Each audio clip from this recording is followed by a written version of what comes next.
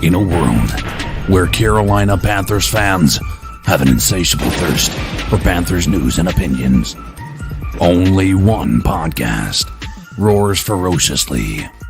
It's the C3 Panthers Podcast.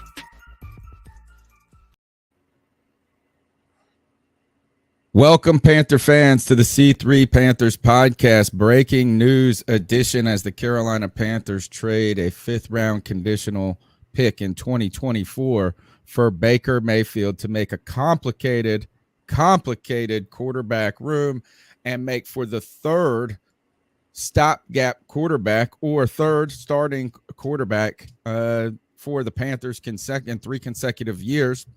We're here on the C3 Panthers podcast to break down this trade and what it means for the Carolina Panthers. Baker Mayfield's coming to Carolina again for a fifth-round conditional pick, and the Cleveland Browns have agreed to pick up $10 million of his salary. So here is the thing. Today we'll be talking about what this means for the Carolina Panthers, how it benefits the Carolina Panthers, how much better they get with the addition of Baker Mayfield, and what it means for the long-term success and plan of the Carolina Panthers going forward. My name is Tony Dunn. I'm the host of the C3 Panthers podcast. My wheelman, my co-host, Cody Lashney. Man, long time no see. Tony Dunn, I'm a diehard Carolina Panthers fan, but I got to be honest right now. I'm totally not having a good time, dude. I'm hating this. I don't like it. I know a lot of the fans of the podcast don't like it. I'm not going to pretend to, but we're going to chop it up today, man. This is big time news. I mean, this is big for all of Panther Nation. There's a lot to dissect here. Ain't nothing to it but to do it, Tony Dunn. You know that we're going to do this with some of the best Panther fans in all of YouTube, man. Some of the legends, our man Drew, our man Dan Floyd, Dexter Henderson, Eugene Sutherland, G Baby, what's up? Maurice Phillips, Matt Knows Nothing, Panther Pick, our man Kenneth, Slim Pickens, Sideshow Rob, Zach Baker, Zach Altman, Y Big Jordan, our man Kevin, White Chocolate Espresso, and 10 Tizzy. Tony Dunn, ain't nothing to it but to do it, brother. Let's roll. I think it was around just leading up to the 2022 NFL draft. GM Scott Fitterer was asked about the quarterback situation, Sam Darnold's future, and how the Carolina Panthers were going to proceed. This was all kind of under a cloud or the shroud of Deshaun Watson for the past year and a half. As Deshaun Watson signed with the Cleveland Browns, the Carolina Panthers found themselves looking for different options. On top of that, number one, there was the draft and a potential acquisition, like a move that could be made there. Number two is that rumors started to surface for people like Baker Mayfield, like Jimmy Garoppolo. Today, they answered that question as they shipped out a fifth-round conditional 2024 pick for Baker Mayfield. And Scott Fitterer, when asked about this a few weeks ago or over a month or 2 months ago now, he said that they were going to keep taking swings, that they had swung when it came with Teddy Bridgewater, that they had swung when it came with Sam Darnold. They were going to keep taking swings until they got their hit. I don't know if they're taking swings or if they're just throwing spaghetti against the wall, but the Baker Mayfield is now the third attempt in 3 years to find a quarterback that can get this team into the winning category. The Carolina Panthers, as Matt Rule has been the coach, have been 5-11, then 5-12, 5 wins each season, one under Teddy Bridgewater, one under Sam Darnold. When it comes to this, what does this mean for the Carolina Panthers? I'm going to give you the pros right now is that at least the deal, I think the Carolina Panthers got better. All right. I think the Carolina Panthers are better with Baker Mayfield than they are with Sam Darnold. And two, another pro is that this basically, as someone said in the chat room, cost a bag of chips. This is really the only reason the Sam Darnold trade was so bad and horrendous was because of how much you paid for him. You got fleeced. The Teddy Bridgewater moment, really, the worst part about it was the contractual problem that came with it. The 3-year deal, $63 million. That was the real problem. If there's good news on the horizon here, you get a quarterback that's more capable than the guy or more proven than the guy that you have in the room at the exact moment, and it didn't cost you anything. it really didn't cost much, but at the same time, I just wonder what it signals. I mean, what does it signal to everyone in the organization, right? So even if you're a Panther fan, you might feel good about this. But say we're a middle of the road football team and we have a good stretch down at the end of the road. Okay, are we talking about re-signing Baker Mayfield? Well, what does that mean for Matt Corral? I know no one gives a damn about Sam Darnold, but if you're Sam Darnold, are you expecting to be paid $18.5 million this year and then be a backup to a quarterback that's being paid only $4.8 million? Like, it's kind of bullshit. I feel like if you're Matt Corral and if you're Sam Darnold, you're feeling a little bit fleeced right now. I think I just think both of those guys, maybe Matt Corral didn't think he was going to start, but I think that maybe he thought there could be a competition. Now he's for sure number 3 on the depth chart, and they're going to go forward with him. Tony, I'm going to give you my biggest fear up front, and this is why I didn't want this to happen. Let's say Baker Mayfield is a step up from Sam Darnold, which many people expect him to be, right? Let's say the Panthers show some signs of life this year, and then it muddies the water going into 2023. Okay, let's say we're a lot better. We show some signs of life. Well, okay, does that mean that now we're going to cut Baker Mayfield a 3 or 4 year contract? Is Baker under the assumptions that he's coming here to Carolina for a 1 year prove it deal?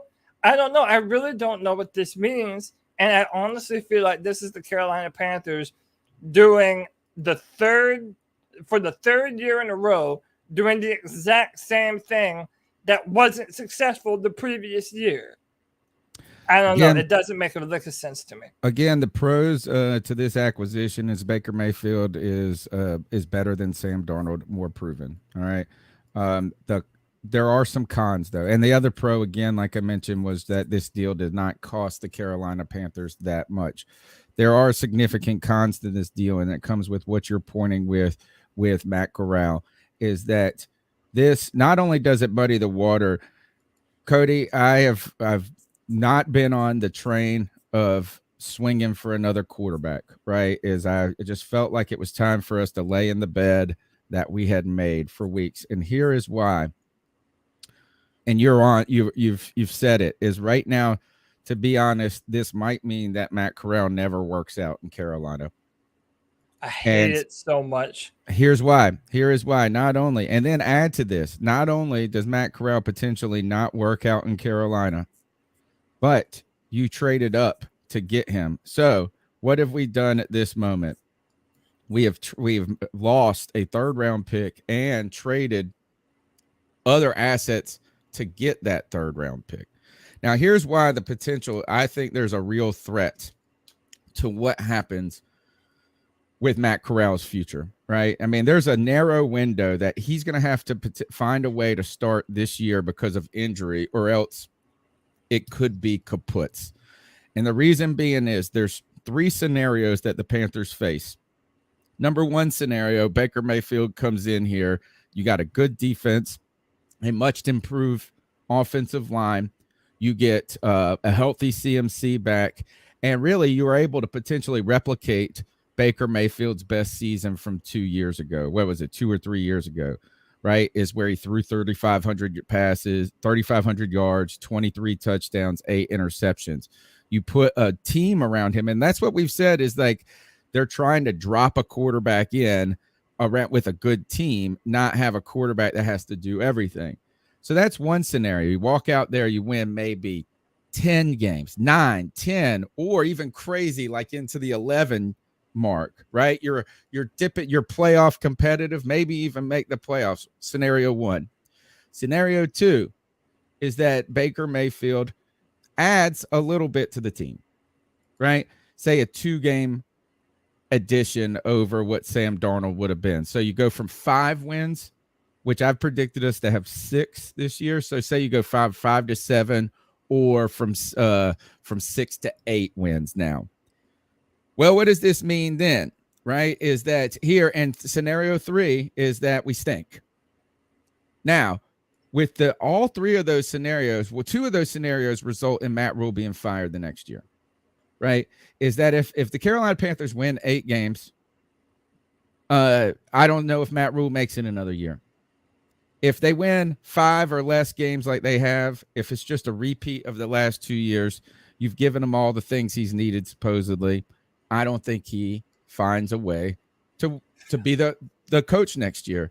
And so there, if you bring in a new coach, a new regime, you're really talking about a guy that's not tethered to Matt Corral and maybe doesn't know if he's going to link his carriage to the Matt Corral horse. And then if there is a modicum of real success, you're looking at maybe franchise tagging Baker Mayfield the following year, extending him. And then what happens?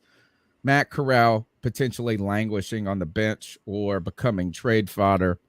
So when you say muddy the waters right here, I just don't know. Can you see a viable pathway for Matt Corral to be the future quarterback of the Carolina Panthers, given this move?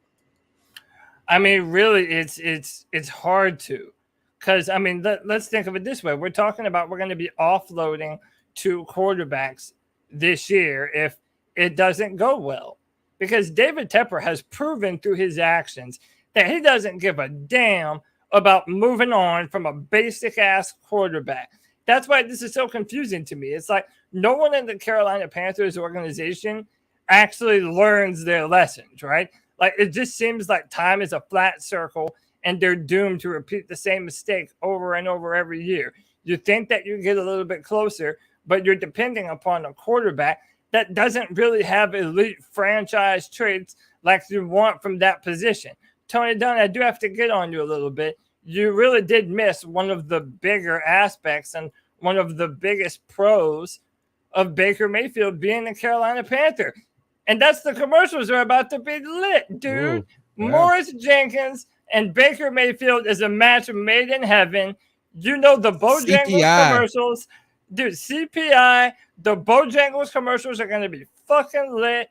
Dude, there's going to be some Mercedes-Benz of Charlotte. That's going to be fucking crazy. Dude, the Panthers commercials this year are going to be fucking incredible, and we should all look forward to that. And in fact, I'm probably looking forward to that more than seeing him play. I just don't believe that he is an elite level quarterback. I think that the Panthers, if they're able to protect him well enough, yeah, I think he might have some level of success. I'm not saying that he's absolute trash, but what I do think is that when the moment requires your quarterback to be big, he's often very small. He deals a lot with inaccuracies from inside the pocket. Even in clean pockets, he'll often drift to the left and drift to the right. Even thinking about Odell Beckham, a lot of people hate Odell Beckham. They think he's a diva and whatever. He wanted to get out of Cleveland for one reason and one reason only, and it was because of Baker Mayfield. Now, Tony, maybe he has a chip on his shoulder. Maybe he's like what we were talking about with Robbie Anderson last night, and that maybe he has just enough pissed off in his system now that maybe he is going to come out and be the very best version of himself. And you know what? Last year, I basically had to give Sam Darnold the benefit of the doubt, right? So, basically, I have no other choice but to give this dude the benefit of the doubt. He has to prove me wrong. I am not going to give this man any flowers or any kind of credit until he proves that he can be the guy that breaks this, wheel of mediocrity at the quarterback position for the Panthers. Fool me once, shame on you. Fool me twice, shame on. Fool man can't get fooled again, as George Bush would say. Look, is obviously we want to be optimistic, right? Is that the idea is that you're going to go into next season. It's a new season, a new opportunity to go forward. And look, the Carolina, we're not rooting for the Carolina Panthers to lose. So you're definitely rooting for the Carolina Panthers to win. You just continue to go like this is all right. So my question, not my question, but look, the Cleveland Browns with the stacked roster said Baker Mayfield wasn't enough, right? I don't want to hear anything about his toxic personality or things like that, because you can't say they got rid of him because of a toxic personality. They went and got a guy who's facing 22 or had 22 settlements just with sexual assault or whatever you want to classify it as settlements. That sounds pretty toxic too. It seems to me that the Cleveland Browns have decided to commit to winning now, and they feel that they've got the roster and the squad to really make a push. And they've watched teams like the Buffalo Bills, the Chiefs, the Rams in the last couple of years, even the Buccaneers with the acquisition of Tom Brady, saying it's not this slow bit, like it can't always be about tomorrow. And to them, as Baker Mayfield could get them to the top of the mountain, but not over the mountain, or in a way, or not even to the top of the mountain. He was adequate enough. So you're going to classify him as, I wouldn't even call him necessarily a game manager. I do believe that he has more moxie. He's got more bravado. I think he's less shell-shocked than a Sam Darnold, right? So I do believe that apples to apples, better player on any Sunday than Sam Darnold's ever been. Now, I do want to say this, is that with the right coaching, Baker Mayfield has been very good. He has been very good. Is that if you looked at what he had when he was in college, somebody in the chat help me, former offensive coordinator for the East Carolina Pirates, who then went to Oklahoma, who is now at the University of Southern California. His name just escapes me right now. It's going to come to me in just a second. Riley. But he was, Lincoln Riley. Lincoln Riley. You know, as Baker Mayfield went to a Heisman candidate at that point, and actually won the Heisman Trophy. On top of that, became shot up and catapulted through the draft to become the number 1 pick. So he's had moments where he's had real success. You know, he was part of the team the first time the Cleveland Browns had made the playoffs since 1994, I believe. So is that this can improve our team. Again, I think those are the pros. Now, but that at the same time, the con is ultimately is what the hell are we doing with Matt Corral? Is that pick, is that player wasted?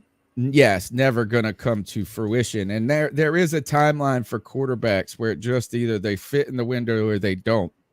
Now, let's talk about what this means for the Carolina Panthers. We've talked about briefly and momentarily what it means about the kind of scenarios of winning and how this could affect Matt Corral. What does this tell us about the temperature in the room when it comes to David Tepper, Matt Rule, and now Scott Fitterer? I don't know. I mean, I have some opinions on this, Cody, but I just, in some cases, I feel like we want to say that, look, is that they're giving Matt Rule an honest shot to keep his job, right? Is this a Matt Rule driven move? And then if it is, what happened to the whole last 2 months where we have praised the front office and what they did in the draft, how they've continued to negotiate free agency, how we talk about it looks like more and more that Scott Fitterer is taking over, right, or taking more of a leadership role. How can Matt Rule have so much sway and pull in that room, particularly with the billionaire David Tepper? I just can't believe it's Matt Rule alone. I mean, I disagree with you there, Tony. I think this is 100% a Matt Rule driven thing. I could easily see Matt Rule, and I've said this all along, I think Matt Rule has been the conductor of this train. I think Matt Rule is the guy that has been pounding the table for Baker Mayfield, because the fact of the matter is this, Tony, Matt Rule has not produced a season of head coaching the Carolina Panthers that equals more than 5 wins. And hey, to Baker Mayfield's credit, we know he's good for at least 6. Okay, so maybe if anything, we get 1 more game out of him. But, you know, Tony, that's really what bothers me about this the most. Like, that's really what is driving me up a wall here. Like, it's done for a head coach that is desperately trying to save his job. And listen, if I'm Matt Rule, I get it. But if you're a fan, like we all are, and you've been dealing with this team for an untold number of years, and especially lately, if you've been sticking around this team, every single year the Panthers build up this momentum and gets all the fans really happy and really excited. And then all of a sudden we just dovetail and it just destroys everyone for the rest of the winter months. It's like something about this has to be different for it to be worth it. Now, maybe they think that because they've upgraded the offensive line so much that, this is an opportunity for Baker to be the best version of himself and for Matt Rule to be the best coach that he can possibly be. But again, if you want to talk about Baker Mayfield, if you want to talk about Matt Rule, the song remains the same. They are trying to prove that they are something that they are not. And I just don't believe that they have that in them. Again, I hope I'm wrong. I hope 186 people watching now are able to come back in 5 months and point and laugh at me. Ha ha, Cody, you don't know shit. You were wrong the entire time. I sincerely hope that everyone's able to do that. But also remember this if I'm right as well. Because the definition of insanity is doing the same thing over and over and over again and expecting different results. And the last point on this, Tony, back to David Tepper, I honestly don't think he cares at all because he has shown how quickly he is willing to move on from these quarterbacks. It doesn't matter if it's Teddy Bridgewater, it doesn't matter if it's Sam Darnold, and it's not going to matter if it's Baker Mayfield. He did this 100% for Matt Rule to be able to have his best showing this year. But if he doesn't, David Tepper isn't going to flinch about firing Matt Rule and telling Baker Mayfield and Sam Darnold to take a hike all in the same meeting. I want to highlight this comment from Lynn Leonhardt. If you could pull it up, just went away. She said this is that raises a good point. That she finds it interesting that Baker gave up $3.5 million to make the trade work. Says he really wanted out and says Seattle was never in the mix. Now Cleveland picks up $10 million of this. The Panthers pay $5 million. They probably got they've got $23 million invested in that quarterback room, which is nothing. That's peanuts in the quarterback room at this moment. I do find it interesting that he would give up any money. Is that like I would have made the Browns cut him and take the $18 million and just take the money, but he wants on the field. Now, this may be the idea that he forced this to get this trade done, or at least acquiesced, was accommodating in this case, maybe undermined some of that talk that he wasn't really that interested in Carolina in the first place. Or maybe he's had some time to think about where the Carolina Panthers are and some of the weapons that they have and potentially how some of the improvements they've made since the draft and free agency, and looking at Christian McCaffrey saying, maybe we can get some things done here. He is going to come in and play with a chip on his shoulder. And Cody, I do believe, look, wouldn't it be great? Doesn't the world love a good reclamation story? Don't they? A resurrection story? This would be, if this works, say Baker Mayfield comes in and the Carolina Panthers somehow win 12 games, win the division. I know this is crazy, it's a crazy talk at this point. And then the Browns stink. Deshaun Watson gets hurt, suspended for games, and it's just karma comes around and wins the day. You could not, that's going to be a good storyline if it comes true. The issue, though, is, I guess, and look, I'm not a negative Nancy on this, is I think that we're a lot better with Baker Mayfield. I do wonder what this means for Sam Darnold, though. What do you do with Sam Darnold? Is PJ Walker cut today? Is PJ Walker? Yeah, is he cut today? Even if you cut Sam Darnold, you still got to pay him. It's fully guaranteed. Yeah. Right. No, so is it? You got to. You keep him around. If it's a financial thing, you keep him around. But is that how awkward is the room How weird is that room? And poor Matt Corral looking at these guys like, oh shit. He's probably just going to sit in the corner, take his notes, and just eat his lunch and wait. He might be waiting a long time. And listen, everything that you said, man, it's like, what do I say about ifs? If my aunt had nuts, she'd be my uncle. I mean, dude, we can if this, if that all day long. If you're waiting for karma to make you feel good about the Carolina Panthers, you might be waiting a long fucking time. Listen, Matt Rule is Captain Save-A-Ho. That's what he wants to do, man. He listens to Drake. He thinks about wanting to save these hoes, and he wants to be like some great restorer of used quarterback goods, and he just fucking isn't. And you know what? I'm willing to bet that Ben McAdoo is somewhere pissed the fuck off, dude. I think he is upset about this. I don't think he was a fan of Sam Darnold or Baker Mayfield, and now he has both of them. They're his number one and number two. Dude, we need to go sign Josh Rosen so that we can get the 2018 basic-ass whiteboard trifecta to come on the Carolina Panthers, and we can, swap them out, and they can take turns sucking on the football field, dude. Like, that's really what the Panthers probably should look to do. When in retrospect, when you look back at the Sam Darnold trade, it really felt like it was a desperation move at that point, right? Is that, you had swung and you'd gone after Matt Stafford. And then Phil Snow says one thing about Sam Darnold, reminding him of of Matt Stafford. And they're like, you know what? Let's go get him. I was a little surprised when I heard some of the talk from Matt Rule at the end of the season about the process and getting Sam Darnold. It felt like they hadn't done a ton of work on him. Like it was like, we kind of looked at his highlights and we think it could help. I wonder how much they believe in this move too. And is this desperation or calculation?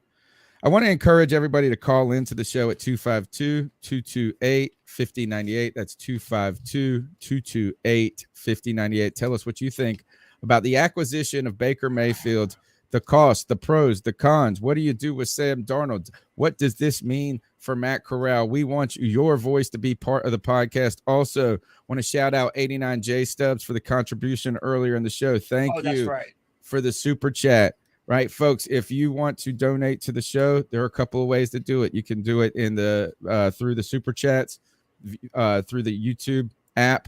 You can also donate on Cash App or PayPal. We don't ask for it but once, and then we appreciate it. I will bump your call up though if you do make a donation. Just get you to the front of the line. Let's go. We're going across the pond with the first cat call. So what are your thoughts on catcalling? Yeah, it's pretty. You shouldn't do that to somebody. And how did that make you feel? Very uncomfortable. So how do you think catcalling makes the person feel? It feels good, like. Who's that cat sitting in the back corner with his face buried in his nose? Who's that kid that can use one?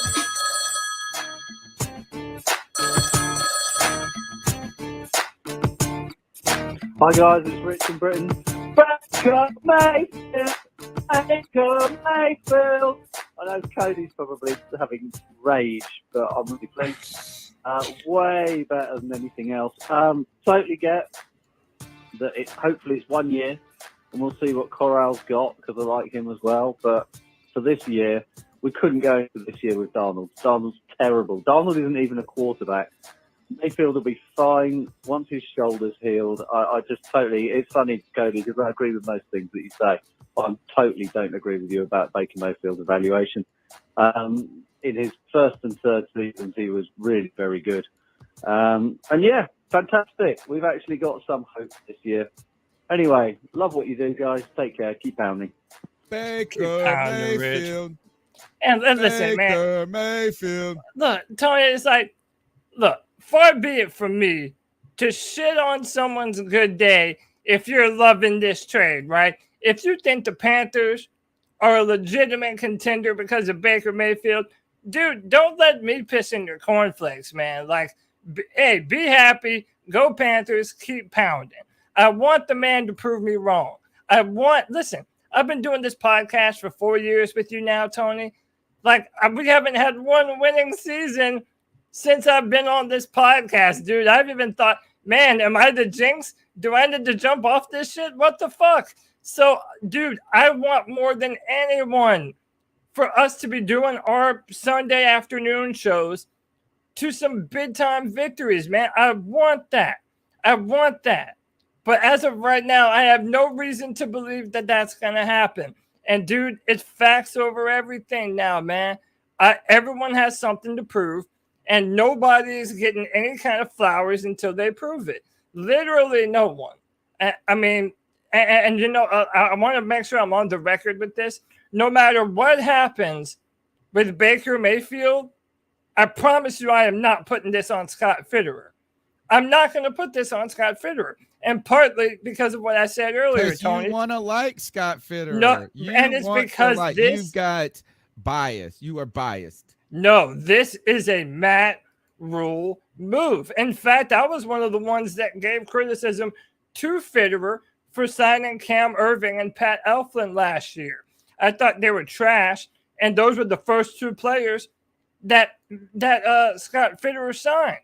But I am so thoroughly convinced that this is a Matt Rule move. Dude, I'm not putting any of the blame on Scott Fitterer, just like I'm not putting any of the blame on Ben McAdoo or any of our other coaches. This is for a head coach that is doing everything in his power to save his job. And that's 100% what this is, man. So, again, if you guys are happy, man, be happy, you know. All right, I guess I'm turning heel.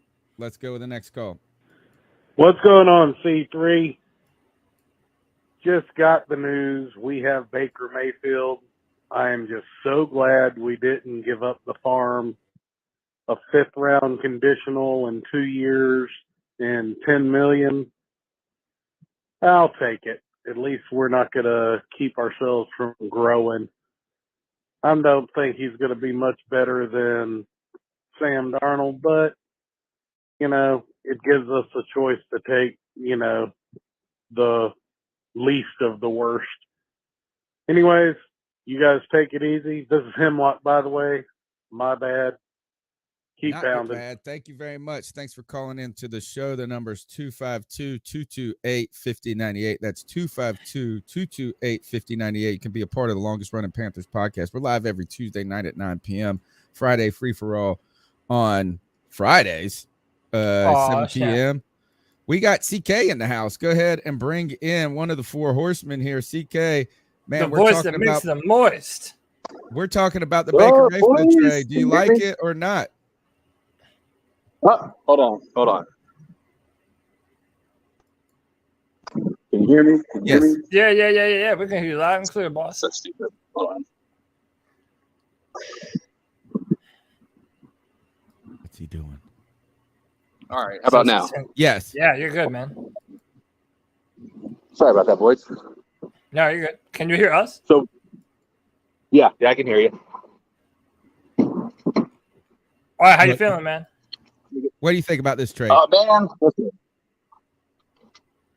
this is a whirlwind of a day, right? Last night, we were so angry because we couldn't get people. We couldn't have any news. Now, we got this news after Tuesday. You think the football gods are punishing us for crying about the lack of news? Sure. We'll blame it on that. All right. Tell us what you CK, tell us though. All right, since without us bemoaning the timing of this trade, what do you think is the Carolina Panthers send a 5th-round conditional pick to the Cleveland Browns for Baker Mayfield?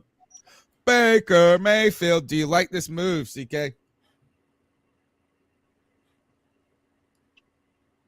Hold on. I might lose you guys. Can you hear me? All right. Well, yeah, we can hear you. Okay. Cool. I don't know why this thing StreamYard does not work well with Bluetooth for whatever reason. So my feelings right now are it's not really a bad deal.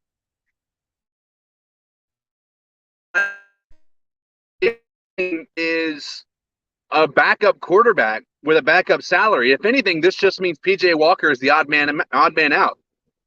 You know, I was going to be more concerned if we were giving up more assets and if we were going to have to. There was no world that I thought existed where we were only going to be eating $5 million of his salary if we traded for him, and that is a ridiculous amount of money to not have to pay him for him to be a potential backup. $5 million is a pretty good number for a backup that has a good caliber of him, like his caliber. He could start.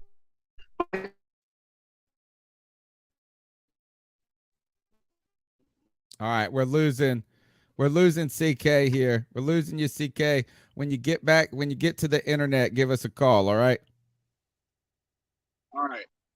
When you get on the Wi-Fi. All right. Baker Mayfield right now, 70% of the poll of the chat room on YouTube likes this trade. Cody Lashney, Baker Mayfield. How about this? What about the irony of this? 2 years in a row, revenge game week 1. Last year we traded with the New York Jets. Sam Darnold faced off against his team. Now we trade with the Cleveland Browns, and Sam Darnold's going to face off against his old team. Revenge week. If anything, the storyline for week 1 will be juicy. Oh, and you're on mute. You're on mute. Listen, he's practiced a whole bunch with the Cleveland Browns defense. Technically, he probably does have more experience throwing to Cleveland Brown DBs than he does receivers. So I don't know, dude. I don't know. Hey, listen, I hope when you pay $5 million to get a mole. Look, man, everybody's like, oh, we didn't pay that much. Great. That's fine. It still muddies the water to me. I hope y'all enjoyed this heel turn from me. Like, I'm just not feeling it, man.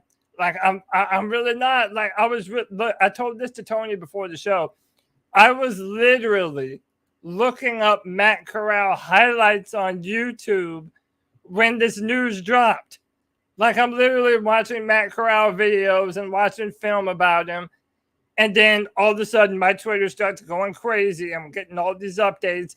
And then, bam, this shit. If we're a better football team, I think so. But I think this is the Panthers continuing to signal that they're okay with mediocrity. I think there is a very real reason why Baker Mayfield didn't work with the Cleveland Browns. And I know you say they're the Browns, Tony, but they had a loaded roster the past 2 years. And he still couldn't make it happen. Most of their fans know that he was one of the weaker links on that offense. And that's not me hating on the dude. That's just being objective. He's an interception machine in the biggest moments of a football game. How good is the Chargers roster? Chargers, one of the better rosters in the NFL. How much success have they had in the last 2 years?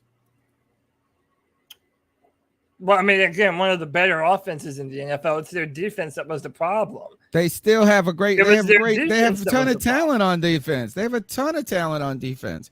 So here's the thing is that we can continue to just say, man, that these people were drafted high. They were like right now is that the Cleveland Browns have continued a Cleveland Brown. If anything, the Deshaun Watson Ackwood trade of the whole future for a guy that has so much baggage with him is such a Cleveland Brown move. So no, I am from the show me state at this point, and the Cleveland Browns ain't showed me shit yet.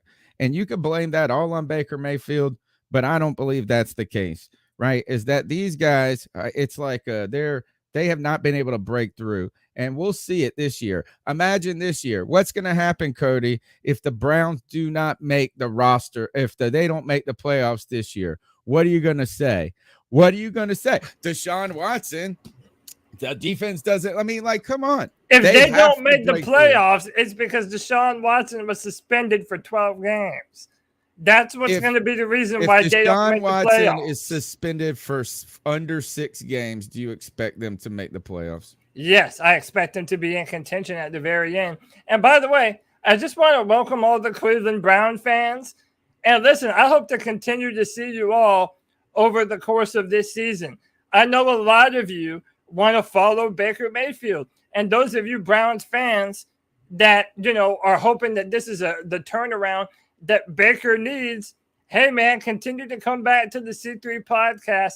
Hit the subscribe button. We're going to tell you the entire truth about what's going on with Baker Mayfield and the Carolina Panthers, just like we had a bunch of Jets fans last year that were tuning into us because they were pulling for Sam Darnold. If you are a Cleveland Browns fan right now, listen to this show. I'd love for you to call in at 252-228-5098. That's 252-228-5098. You can leave a voicemail on our Google Voice channel. What we'll do is we'll play that. What I would like to hear from you is, what do you think about Baker Mayfield, what his time was in Cleveland, and what he can be going forward? And are you rooting for him, or do you think that we kind of got a dud, another stopgap quarterback? That's 252-228-5098. Let's go to the next call. See Panthers Nation, what is up, baby? I didn't have to do it to you guys, but I did say Baker Mayfield was going to be a Carolina Panther, and I'm here to tell you this was all Matt Rule the whole fucking time, man. This is crazy. Personally, I'm a little optimistic about this. I hope we can just have a winning season. Doesn't work out, move on. But listen, man, we need some wins. We need something to look forward to. Enough with the 5-win seasons. Keep pounding. Yeah, right now is like, again, this is a situation where the Carolina Panthers continue to throw spaghetti at the wall and hope it sticks. We're trying to find the right type of pasta. Hopefully that's the made by the Baker man, Baker Mayfield, a Carolina Panther today. We want to know, do you like this? Do you love it? Do you hate it? Is Cody Lashney just a pessimistic butthole, or is the Baker going to come in and prove him wrong? 252-228-5098. What's up, C3? Noah here. And I'm just shocked. I was laying on the bed about to take my nap, and I was just scrolling on TikTok, and I see Baker Mayfield has been traded to the Carolina Panthers for a 5th-round pick. I'm like, what the heck? I was like, yo, already? I did not know it was going to be this early. But, I don't know how it's going to help out the team. I mean, Baker and Sam is like exactly the same thing. But, keep pounding. No, I don't know what to do. Yeah, you brainwashed poor little Noah. You brainwashed poor little Noah, Cody Lashney, right? Baker. I brainwashed the same thing, yeah. Now, like here, is Baker Mayfield getting to a new place? I guess this is the good news is by him taking that pay cut, right? By him saying he's willing to make the money work, which is strange. I've never heard anything like a player taking less money. Deshaun Watson needs to give this dude some advice. Deshaun Watson's like, screw that. I want more money and make it guaranteed. I was a little worried that Baker Mayfield, one of the things I was thinking about, is there any concern about Baker Mayfield being unhappy to be in Carolina? And would there be any controversy about him potentially maybe holding out to get more money, to get a contract extension? I mean, I thought like there's no way I would budge on that if I was the Carolina Panthers. I hate that the Cleveland Browns even paid Deshaun Watson more money. I would have hated if the Carolina Panthers were the ones that gave him the raise. But the news that he has settled for less money, right? Is that at least gives us some confidence that he's going to come in here, put on the right face, and say, I'm here to help the Carolina Panthers win. I'm here to prove basically that I'm a starting quarterback in this league, and I can, be a positive. I don't know. I wonder what his press conference is going to be. He really wanted out of Cleveland. He was ready to get this going on. And boy, if anything, you know what? He's going to be a starter here. He is going to be a starter here. I don't know if there is a real competition. And how do you? What if? Can there really be a competition, Cody? No. There's no way there can be. Imagine if you started Sam Darnold. Be like, you know what? Sam Darnold knows the playbook better, been picking up on it, had a better training camp. We're going to go with him. We'd have to burn the whole place down. Dude, listen. Sam Darnold has no chance. Like, right. if he didn't have a chance 2 months ago either. Like, you're not going to make this trade unless you feel like you're trading for your franchise quarterback. Like, I guarantee you, and it went through no one's mind to have a three-way quarterback competition to see who's going to be the starter for the Panthers this year. It's going to be Baker Mayfield. And again, like I said earlier, I know no one gives a damn about Sam Darnold or his feelings. He hasn't proven anything. That's why this trade was even made. But it's like you have had this organization tell you that you're the guy. You're going to be the guy. We're going to give you a shot. Like, let's be real. This last year, or this coming up year, this was Sam Darnold's final opportunity to prove that he's going to be a starting level quarterback in the NFL. Now, he's not going to get that opportunity at all. He's just a glorified backup. Now, you can say that's all he's destined for anyway. And I might tend to agree with you. But it still doesn't change the fact that if you're Sam, you probably feel a little bit slighted when they didn't tell you that they were going to draft a quarterback. Then they didn't tell you anything about them going to sign a quarterback. So, I mean, right now, Sam feels like he's absolutely no one. But it goes back to your point, Tony, that now that this is official, there is no scenario where Baker Mayfield is not the starter at the beginning of the season, especially with the Browns being the very first game of the season, and we're in Carolina. Like, this is the Carolina Panthers' new quarterback. If you don't like it, tough titty, said the kitty, but the milk's still good. Next call. Hey, this is Panther Pickle. I cannot cheer for another recycled quarterback. I hear you, brother. I just can't do it. Okay? We went through this with Teddy. We went through this with Sam. We went through this with Baker. How many other people are we going to do this with? I mean, what the fuck? And next year, who are we going to bring in next year? Because your ass knows damn well that Matt Corral will never start for Carolina unless we have a massive injury situation. Okay? And I explain to me why everybody thinks Matt Rule is going to be fired at the end of this season. I don't see that happening. Remember, Matt Rule was signed to a 7-year deal. And he's entering year 3. It's not even halfway into his tenure. So I expect him to be here for the entire season next year, regardless of our record. But I wouldn't doubt it. I sure hope I'm wrong, but I don't see us having much success this year at quarterback position at all. Have a good one. The only way that this is, I gave you the 3 scenarios, and I didn't see a real path in all 3 of those scenarios. There was kind of a zero pathway to Matt Corral. There is a 4th scenario where Matt Corral does find a window, or maybe 5. A 5th window is like an injury and gives him the opportunity to play sometime this season. A 5th scenario, though, is, and I just don't know if I have the confidence in the team to go with this.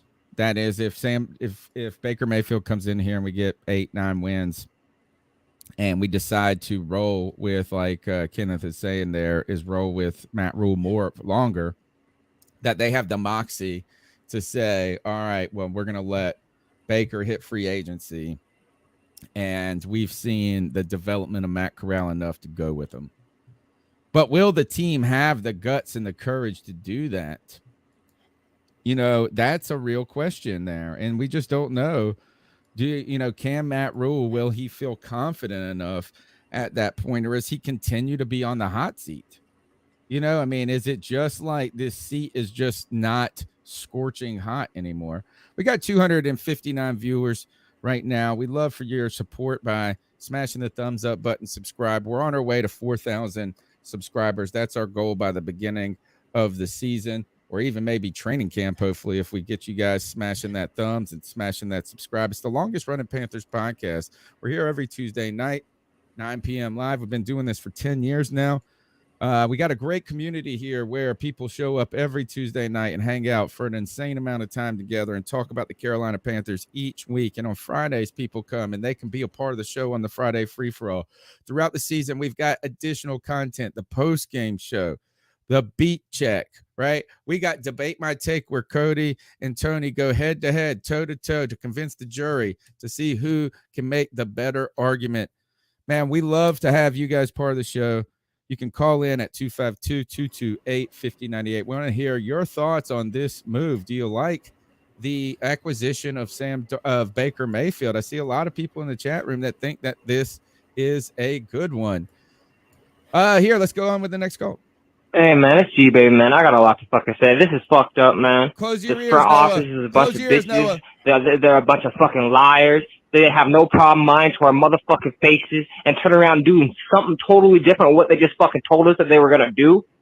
And, dude, this nuanced fucking Panther fan base, bro, y'all a bunch of bitches, bro. I sincerely fucking mean that. And that's coming from fucking G-Baby, man. Y'all a bunch of fucking hoes, bro. Y'all some Kim K dick jumping hoes. Kim K dick jumping hoes, bro. That's what y'all bunch of hoes, bro. Because this makes no sense. Tony, I'm not saying you a hoe, but this makes sense to me, bro. I'm not saying you a hoe.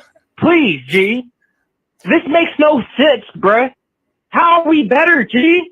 How? I'd rather have just rolled with Sam or Pee-wee, bro.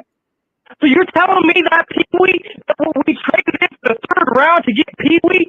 What about Pee-wee? What are we going to do about that, G? So that was a wasted pick, bro. Hold on, man.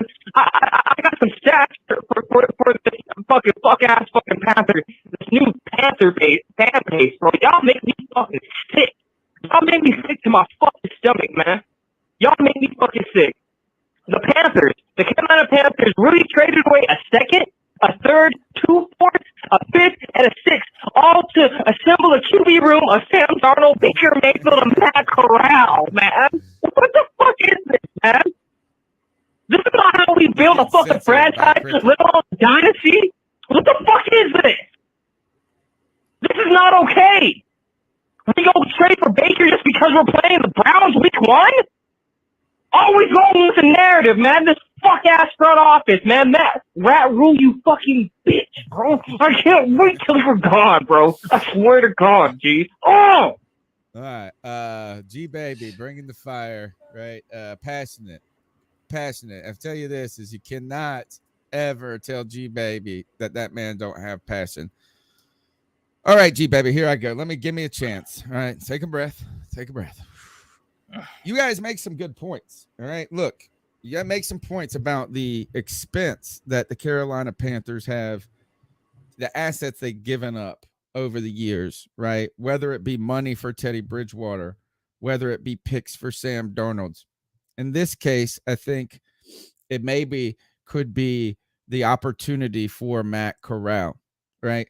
I also think you make a good point on this, is that this front office talks a good talk, but doesn't always walk the good walk, right? Is that if you go back and you listen to the plan that Matt Rule gave, this was at the end of last year, I think it was the end of last year. I don't think it was the end of Teddy's year. And he goes on WFNZ. Yeah, it was at the end of the season this past year.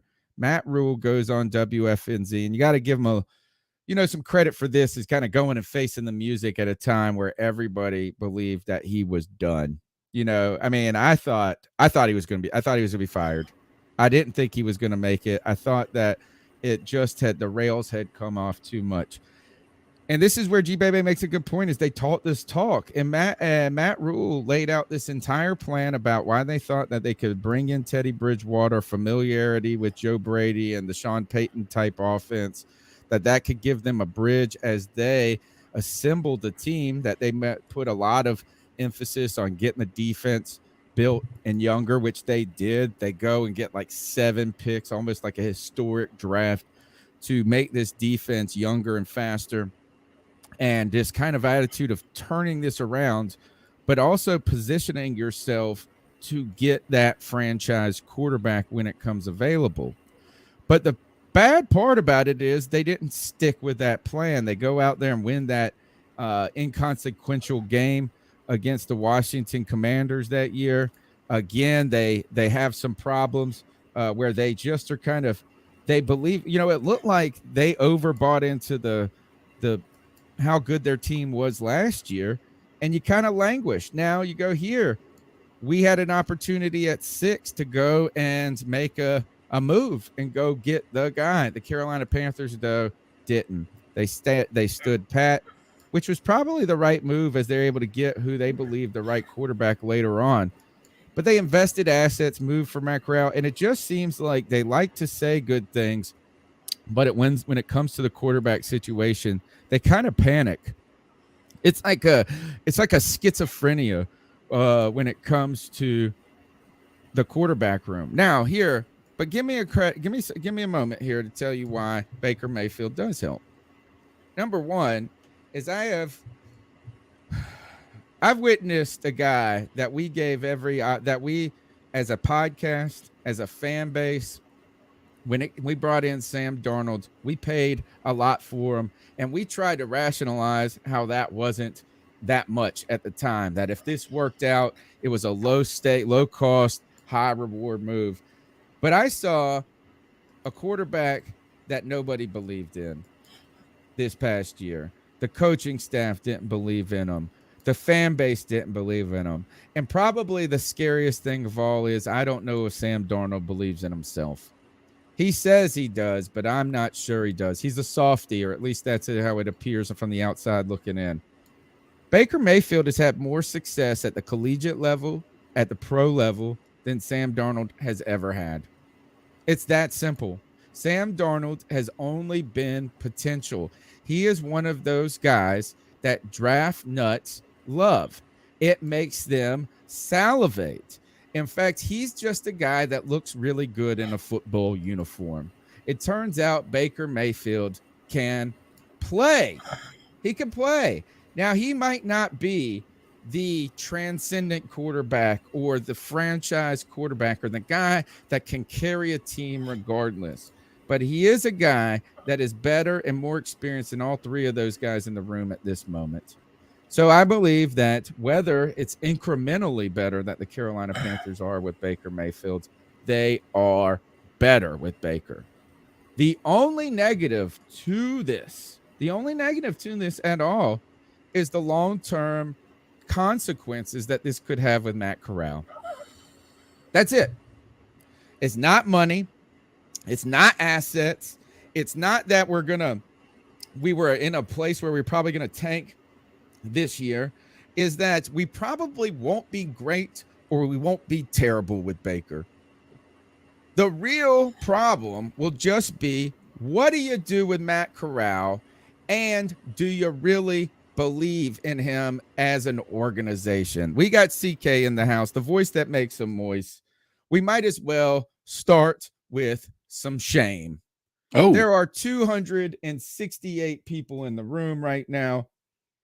There are 116 likes. I think it's time for subscriber shame. My camera's all messed up, but that doesn't matter because we're here to talk about the Baker Mayfield trade that has made half of the entire fan base really upset and the other half just okay.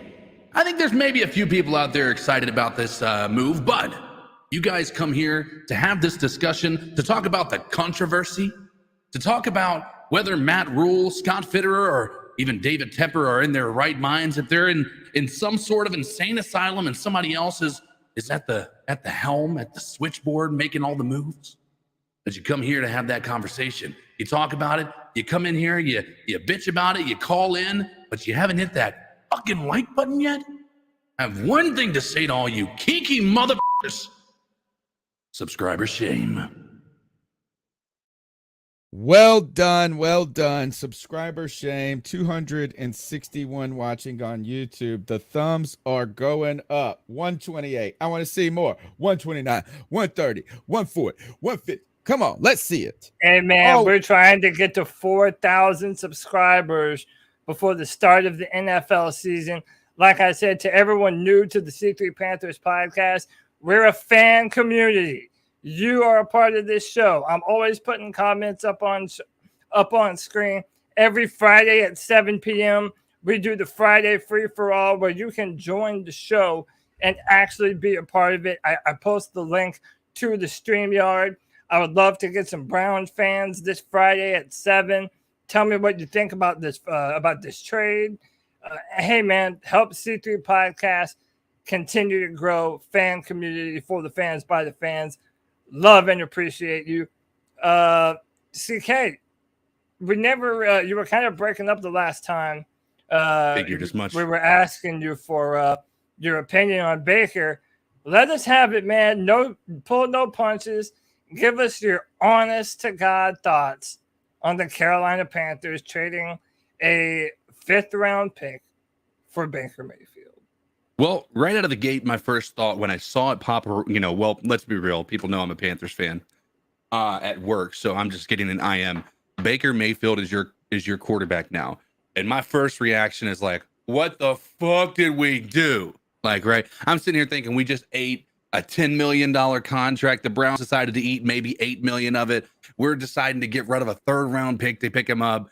Like maybe we got rid of a key player to make it happen. I pull it up and I look at him like a conditional 5th round pick, possibly a 4th round, depending upon how much. In a bag of Doritos. And $5 million on the cap space? What the fuck? What in the world? That is like nothing.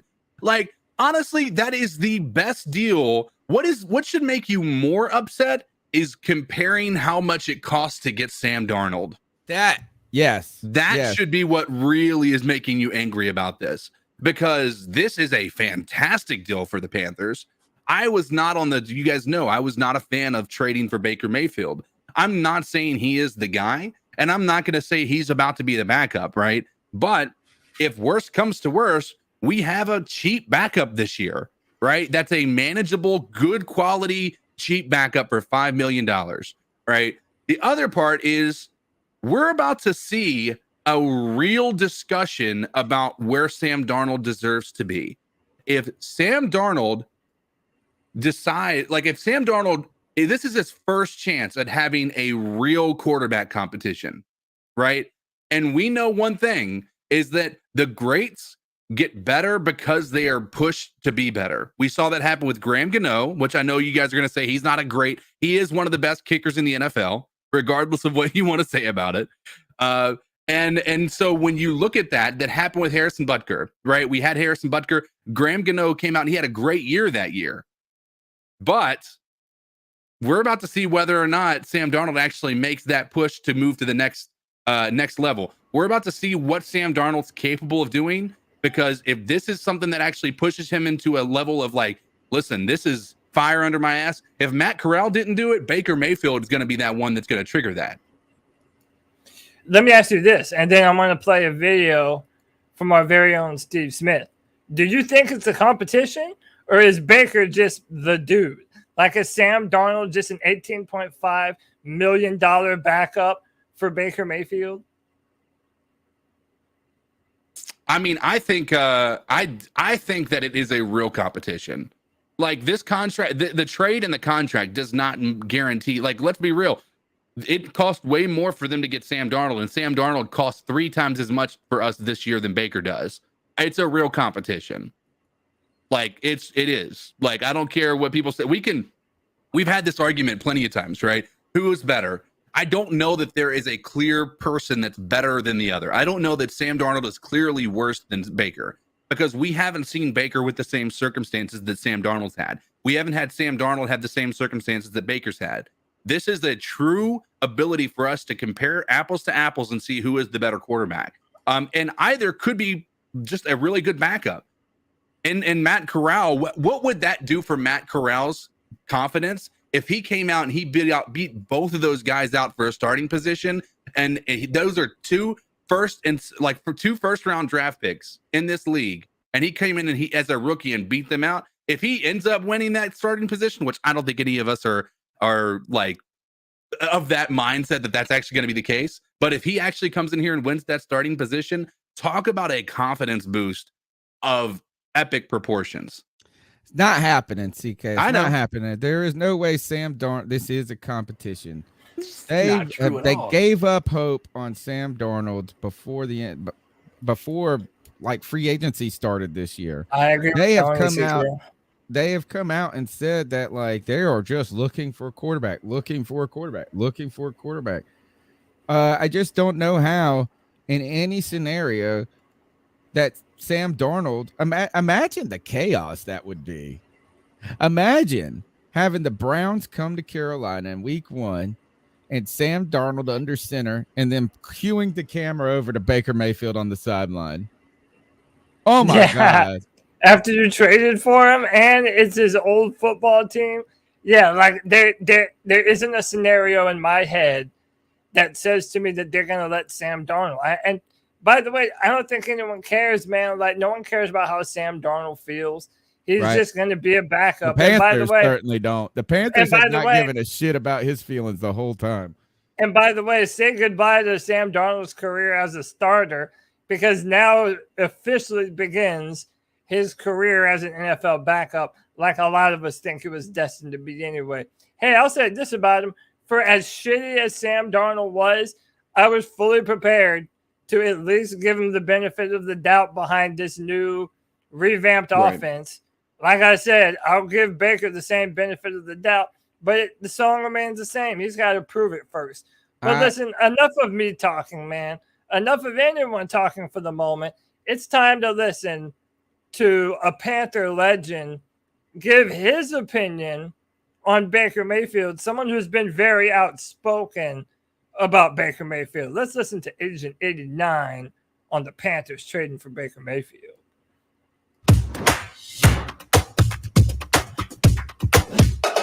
Well, we had one midweek report. Now we got 2. So I'm going to just cut to it and get right down to business. Hey, folks, the Carolina Panthers. We keep pounding community.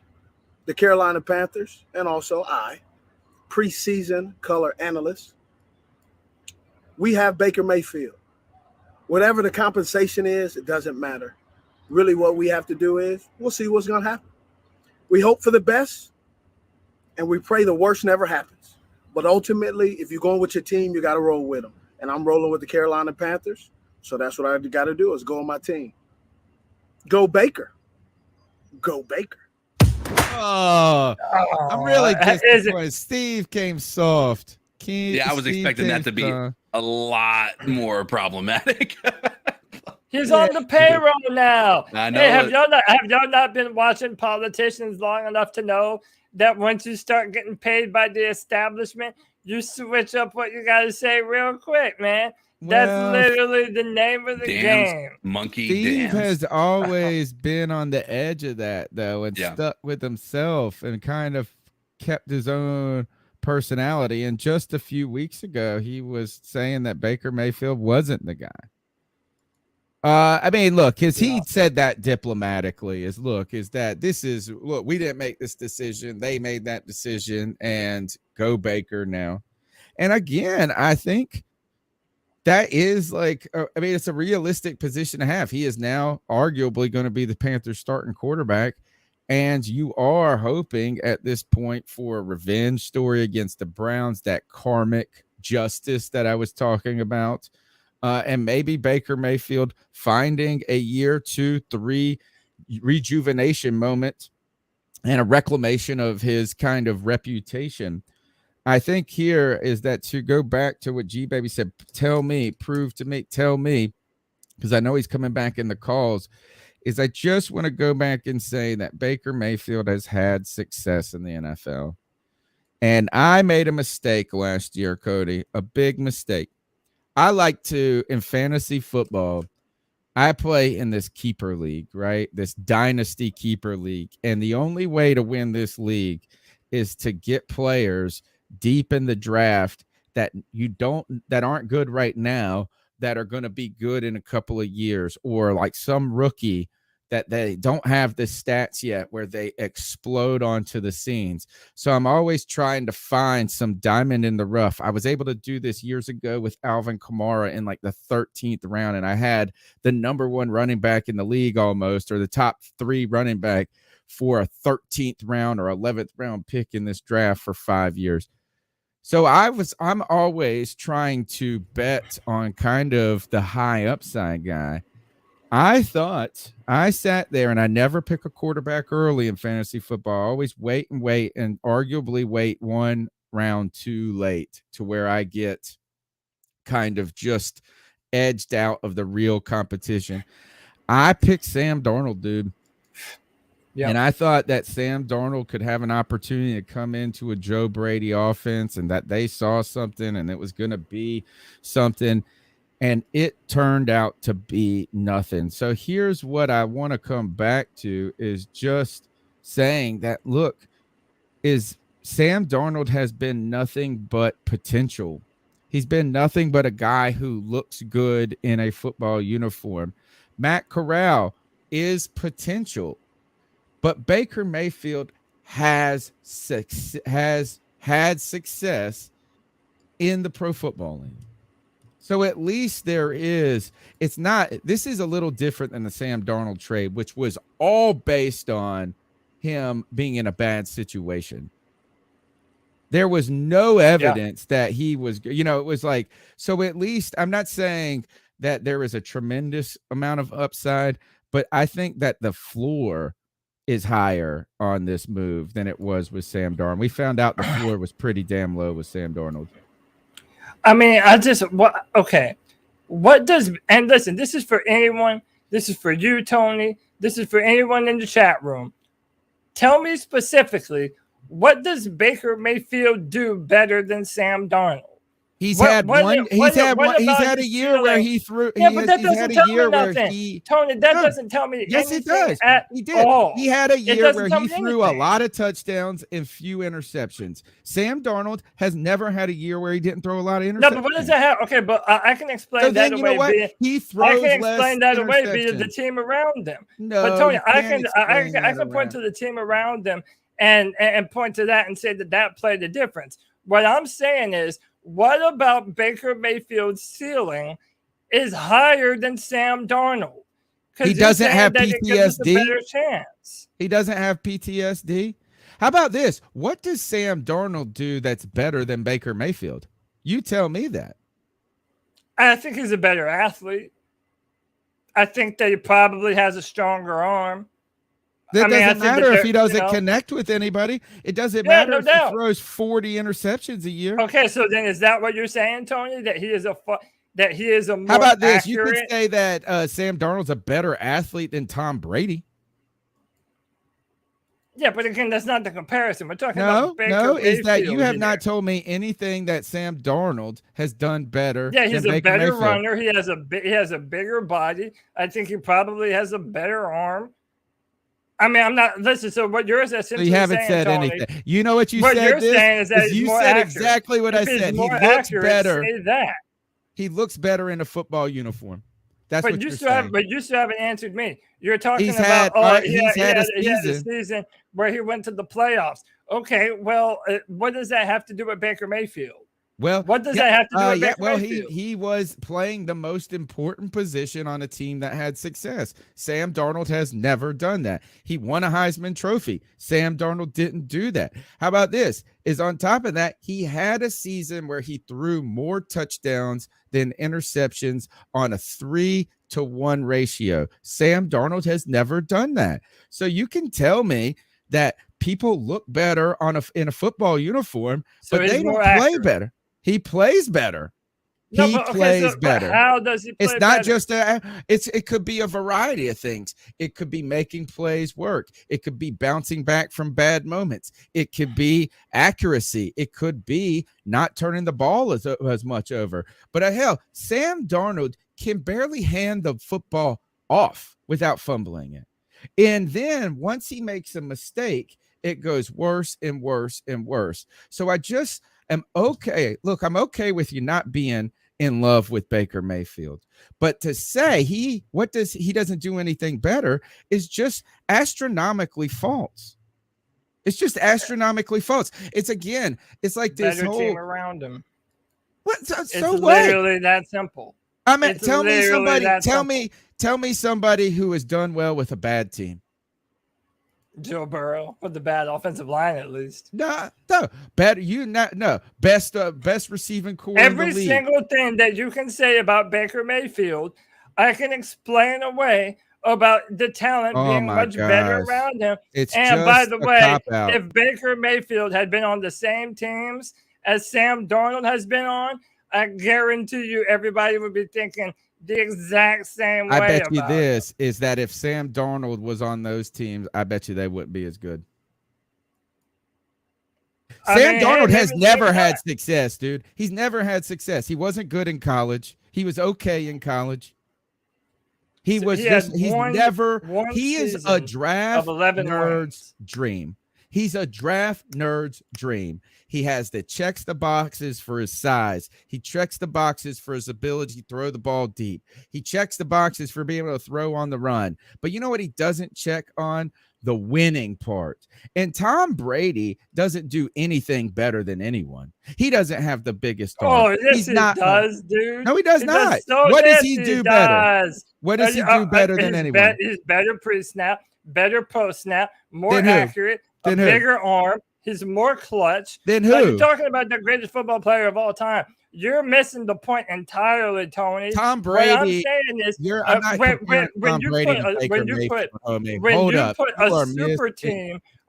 you put a super team around, man, fuck you. They had not a super team. An incredible offensive line. They had two incredible running backs, and Baker couldn't do a damn thing with them. Oh, I guess 13-3 or 11-5 the best roster in the AFC North.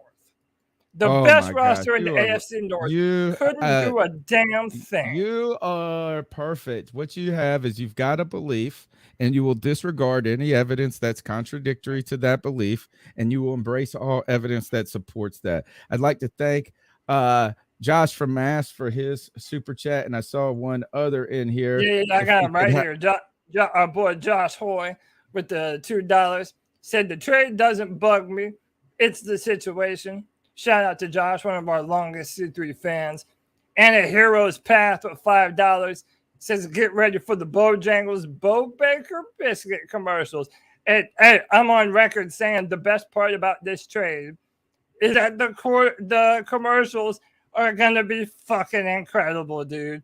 Morris Jenkins, Mercedes-Benz of South Charlotte, Bojangles, you name it, man. The Charlotte area businesses are about to get one incredible boost because of Baker Mayfield. And you know what?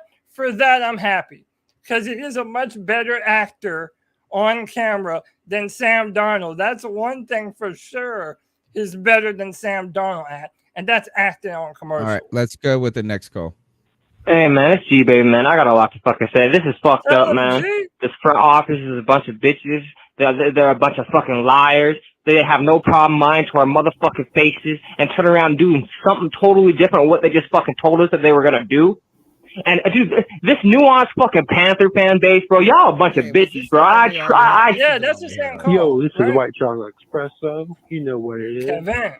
What's up, man? I work in a hospital, okay, guys? And so I got the news while working. And I wanted to go to the nursery and start punching babies. Newborn babies. I'm pissed. How do we keep letting this dude get all these fucking quarterbacks? It's not even about what he traded. It's the previous. Like, my God. What the fuck? And plus, you know, selfishly, I drafted Matt Corral in my Dynasty League and traded back in the first round. Had the last pick in the first round, traded back in the second, got him. Like, well, that fucks me over now. But as far as the whole goes, I'm honestly hoping this is the biggest bust ever. That they win 0 games. Honestly. I want 0 wins for playoffs. That's it. Peace. Gosh, I'm a little upset. I'm a little upset that there is so much. It's like this: is that there was. I continue to think that part of this has to do with Cody being a draft nerd. I like Baker The coming out of the draft. evaluations told us that Sam Darnold was going to be better than Baker Mayfield. I like Baker better than Sam coming out of the draft. You can't put that shit on me. The proof is in the pudding. We're gonna have to go the back proof and is in look the at pudding. He was on a damn good football team in the AFC North, and he stunk it the fuck up. Give him so Let much me pass I have the never. mic. I think he's a Browns. I think Cody might secretly be a Browns fan. Let's welcome in Greg, aka No, I'm secretly a the. Chargers fan, Tony. Oh, you're not secretly. I know. I'm starting to wonder. About you. Greg, we're please come in and speak some sense to us. Please. Guys, look, I was on my route today and I looked down through my, just stop for a second. I looked down through my Hey, alerts before and I you saw- start, you sound like you're in a Coke can. I don't know if you need to change your audio real I quick. do. Hang on one second. Yeah, I want to make sure that everybody gets the full breadth of the Bat Daddy's opinion. You know what I'm saying? I mean, I hope he's not ready to punch back. Man, Cody Lashney's about to change fan teams. He's a Browns fan, secretly a Deshaun Watson a masseuse. And then, and now we've got white chocolate espresso punching babies. We need Baker Mayfield to make a commercial and make us feel better. Greg, how do you feel about the trade? The Carolina Panthers move a 5th round 2024 conditional pick to the Cleveland Browns for Baker Mayfield. And some of the news on this is that the Cleveland Browns picked up $10 million of the salary. Mm-hmm. Baker Mayfield takes a $3 million pay cut, and the Carolina Panthers pay $5 million in a 5th round pick. The double fives, 5 5s, right? How do you feel about this move? Based on those numbers and based on what we got him for, I'm okay with this. We didn't give up really much at all for him. We had a little extra cap room. I mean, if you can bring in somebody who I feel like can play better than Darnold will, I think we had that with Matt Corral, but they're going in a direction to for sure save Matt Rule's job, I feel. This doesn't bother me that much because we didn't give up that much. Had we given up everything and taken on his full salary and Sam Darnold's salary, I would have gone nuts about it. But it doesn't really bother me that much because I didn't expect us to really be doing a whole lot this year. Now, with all the quarterbacks we have on the roster right now, I do see Baker Mayfield as the potential one to have a great breakout season and be the best quarterback on the roster this year. So based on making moves to make the team better right now, it's not a bad move. You know, it's really not. I don't know if there's a future in Baker Mayfield, but let's say he comes here this year and we win 10 games or we win 7 games, but we were really close in a lot of them and it looks like he has a future and we just need a few more pieces. Maybe he is the guy. I think he has the potential to be a top 15 quarterback in the league, which is good enough to win you a Super Bowl. Dude, I want to die. I hate this. I hate it, man. Dude, look.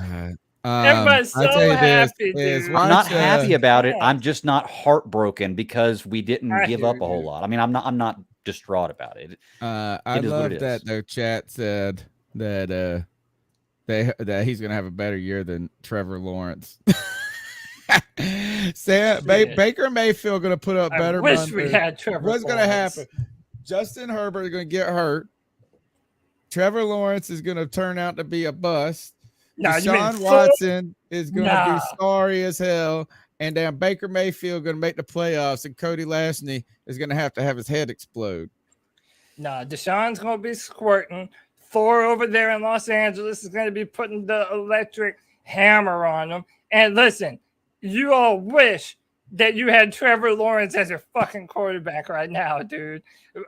Oh, my God. Like, okay, how about this? No, Tony, you want me to really make you mad? Or maybe it'll make you happy. I would have preferred Gardner Minshew than Baker Mayfield. Wow. How about that? Too. I wish we had Minshew over fucking Baker fucking Mayfield. I could buy that. I don't have a problem with this Baker because it's so cheap. Mm-hmm. Again, the only con to this, is the cloudiness that this makes in the direction for Matt Corral.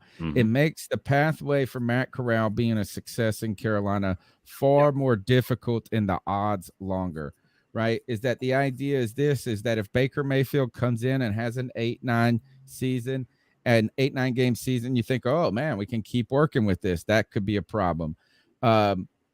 You could have them come in and stink, and then the Carolina Panthers maybe have to fire Matt Rule, and you're starting to think about, well, you know what, is that we like Matt Corral is a cool young talent, but look at this, we're picking 5 in the draft. Maybe we couple some picks and move up and get this CJ Stroud or whoever the next guy that you guys think is going to be freaking awesome in the draft is. And don't talk, no Minshew bad talk in this show. None. So that I think the pathway, again, the problem with this is, does the pathway and the commitment to Matt Corral become murkier? And I do believe that's the case, is that with us not making any move at all and just rolling with Sam Darnold, there was a potential pathway for Matt Corral to maybe even, I didn't think there would be one to start week 1, but there was the scenario that Cody brought up of him maybe just electrifying the preseason. Right. But now think about this. Truly think about this is, you know what they're going to do if CK was right, and this is some sort of competition between Baker Mayfield and Sam Darnold. You know what they're going to do in the preseason? They're going to give Baker some time. Then they're going to give Sam some time. And then they're going to put Matt Corral in with the bums. Yeah. And it's not even that clear that, like, you could have just said, you know what, we're going to give the whole preseason to Matt Corral to get as most experience as he can. Sam Darnold's had plenty of time in the NFL and training camps. He's learned playbooks. He's learned this. What the hell is that really going to do for him? And then we're going to see what happens.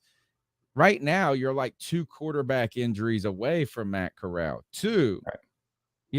From injury-prone quarterback. Yeah, and so that is the negative. The positive to this is Baker Mayfield, far more successful in the NFL than Sam Darnold has ever been, and it's not even close. And then the next thing is that the real problem with the Sam Darnold trade was the cost of it. Yep. If we would have made the Sam Darnold move for this, it would have been inconsequential. There would have been no problem from moving on from Sam Darnold. And I want to know this, is Panther Pickle brought this up, and they said that Baker had no leverage with the Browns. I want to know what leverage the Jets had with Sam Darnold, other than just knowing we were thirsty as fuck. Right.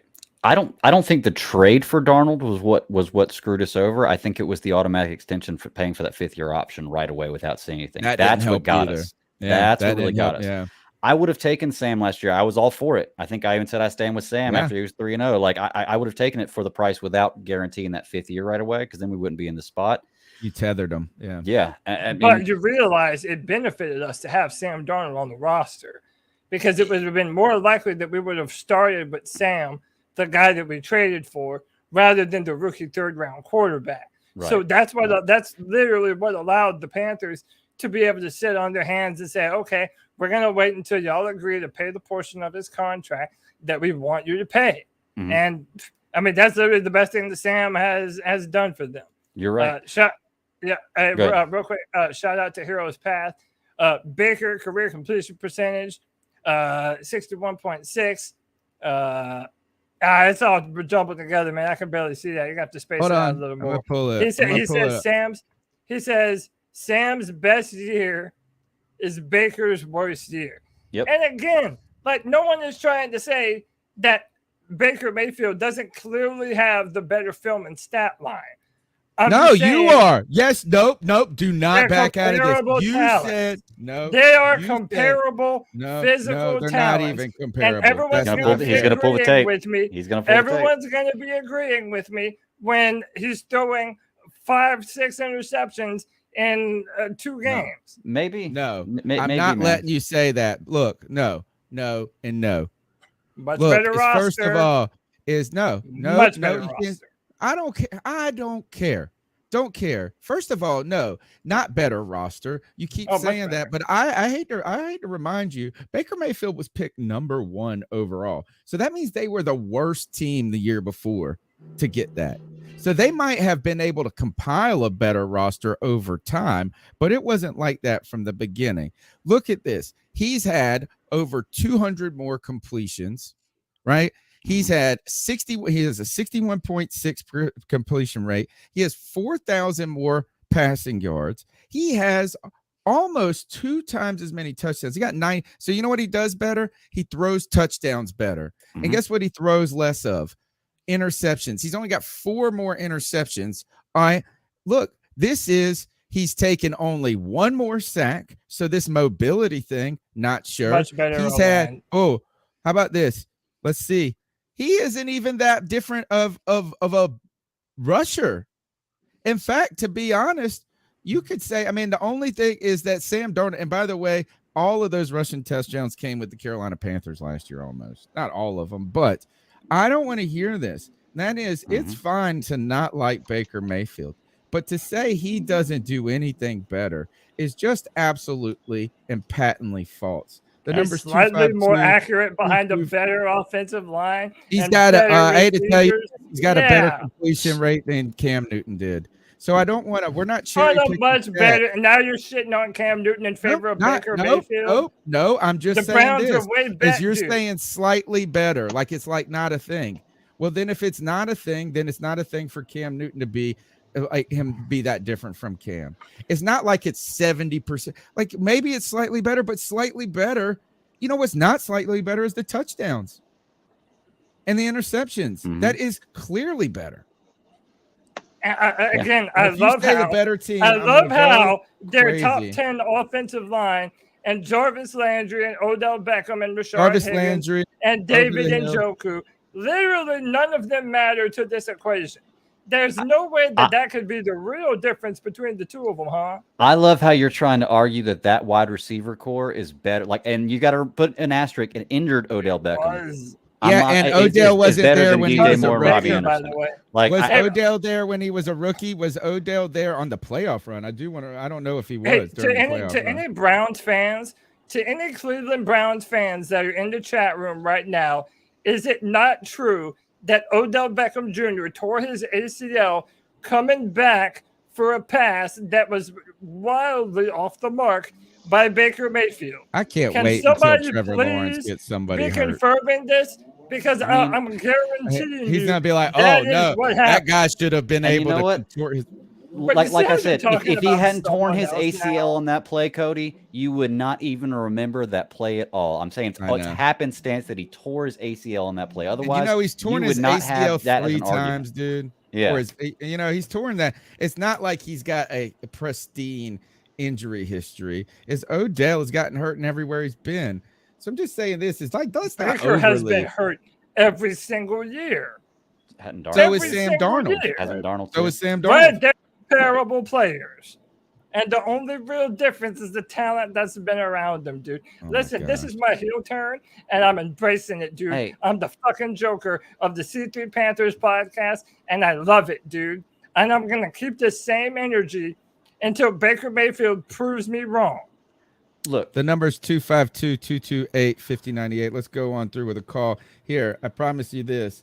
You think Cody's mad? Check out this. Cody, don't worry, I got you. I'm talking that cold cash money shit today, man. This is bullshit, G. Now we have the first and the third pick of the 2018 draft at QB because the teams that drafted them didn't want their bitch asses, man. And we were a bunch of clowns, and we were the only fucking team and went and got these bitch ass motherfuckers, man. What? Somebody make this make sense. It does. We're still a 2-win team with fucking Baker. What the fuck are you guys talking about? There's no difference between Baker Mayfield and fucking Sam Darnold, let alone Teddy Bridgewater's bitch ass, man. We keep doing the same fuck ass shit. I genuinely believe David Tepper don't give a fuck about winning, bruh.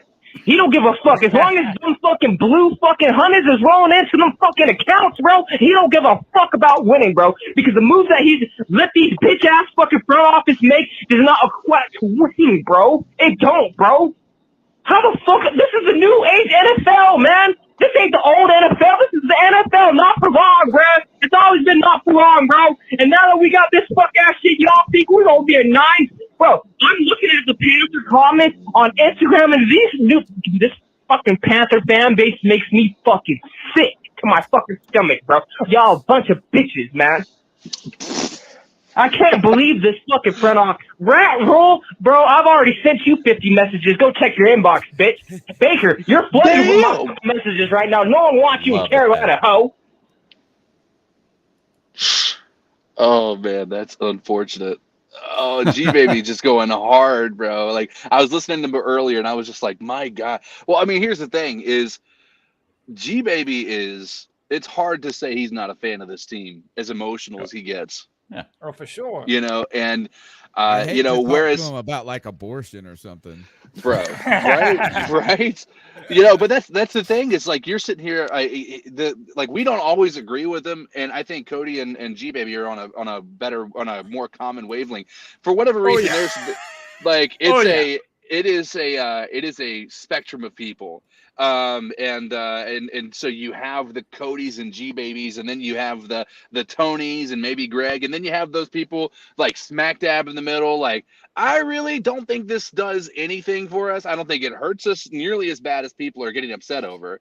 Like, let's be real about something, guys. Like, this is not that big of a deal in the grand scheme of things. Like, this is a small drop in the bucket. Like, we can be upset over it, or we can just say, hey, listen, if it works out, it works out. At least we didn't trade a second-round pick and, other assets along with it to get him. All right. I want to be clear. Is like I think I am middle of the road on this. Yeah. Right? Nah, It's like love I this think dude. You love him. You're so ready to be a Baker Mayfield super fan. I think Baker Mayfield makes our team 2 wins better on paper than with Sam Darnold. Well, it's like I was saying, of all the quarterbacks that are there, I think he has the most potential to be the best quarterback on our roster. I still don't think he's the answer or the guy, but I got to deal with it. He's there. I now. agree. I agree. And I think that the Two floor more is higher wins. for Baker Mayfield than it is for Sam Darnold because Sam Darnold's in the basement looking up. And I think the ceiling, again, is that if you want to talk about maybe the comparison to Teddy Bridgewater here, is that ultimately was the concern with Teddy Bridgewater is he really enough to do anything then not lose it for you? Right. And so I think that's where I'm at here. I just think that this idea that Sam Darnold has done anything to say, like, I think it's kind of shitting on Baker Mayfield unnecessarily to say you said 2 more wins. That you think Baker is good for 2 more wins. You don't think after Sam started 3-0 last year, you don't think Sam, with our improvements on the O-line, you don't think he can win 2 extra games?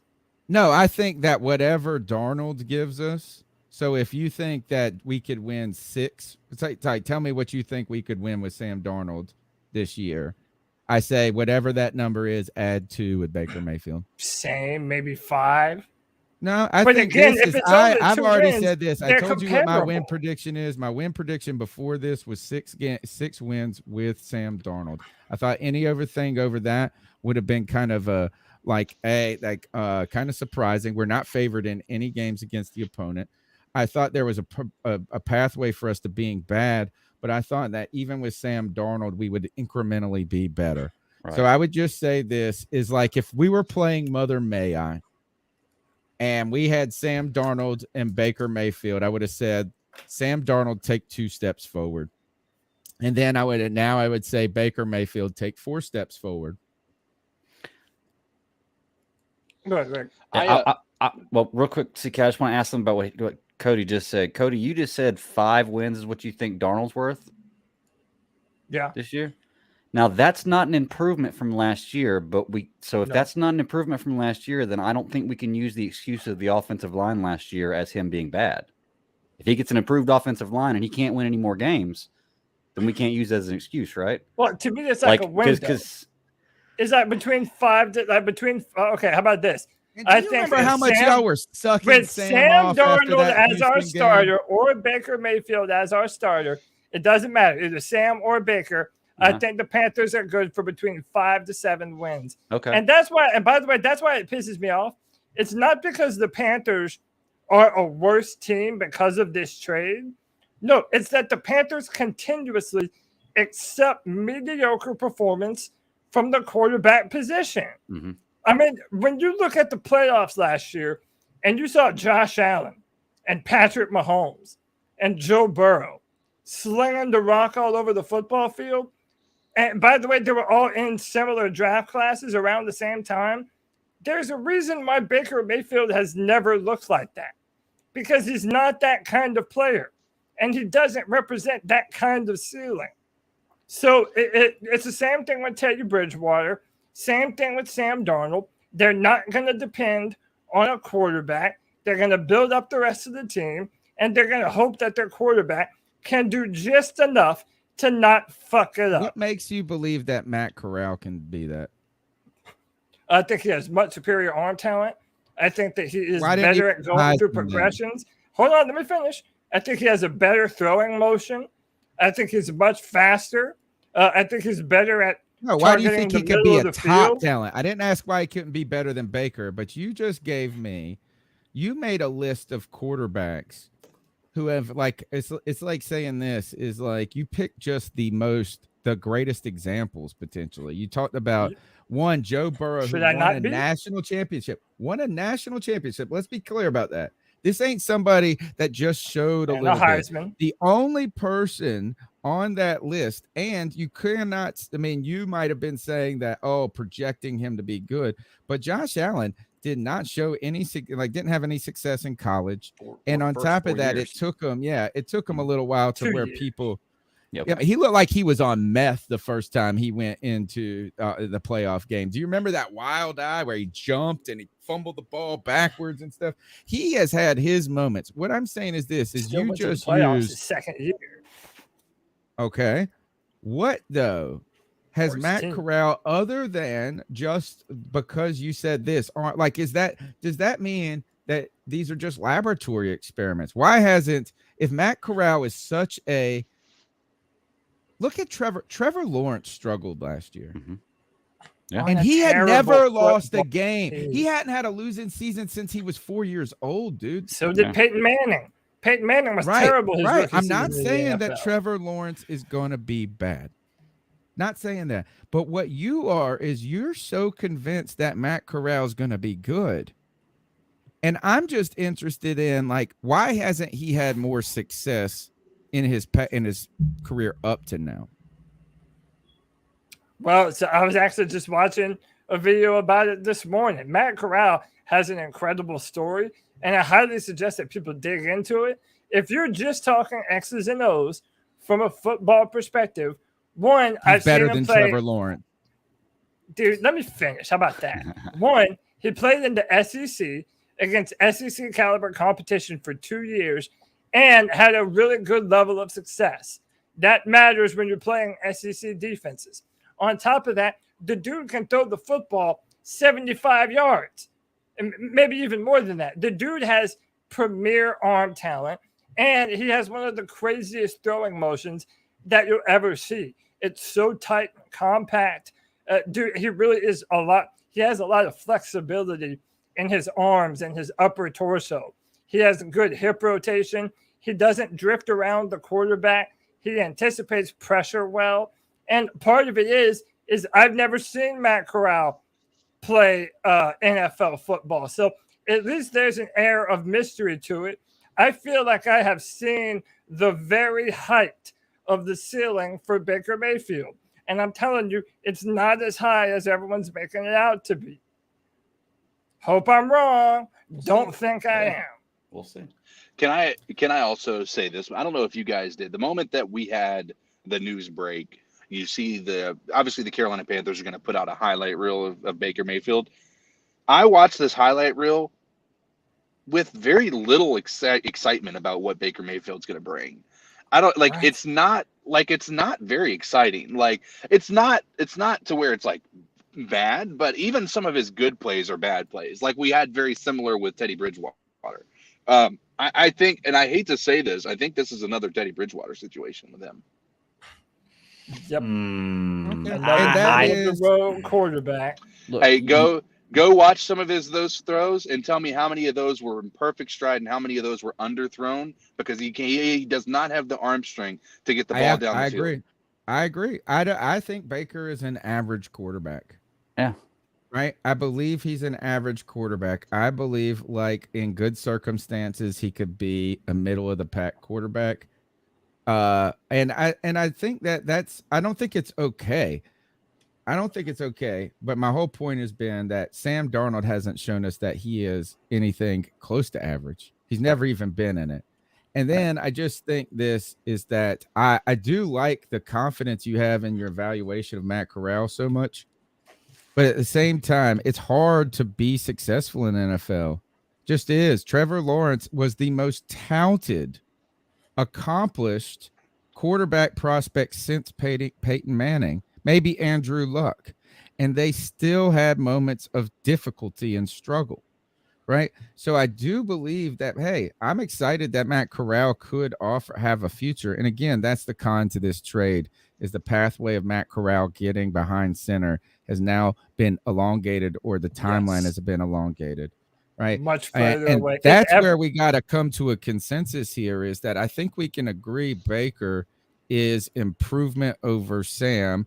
But then at the end of the day, the question mark is how much is this now, is this?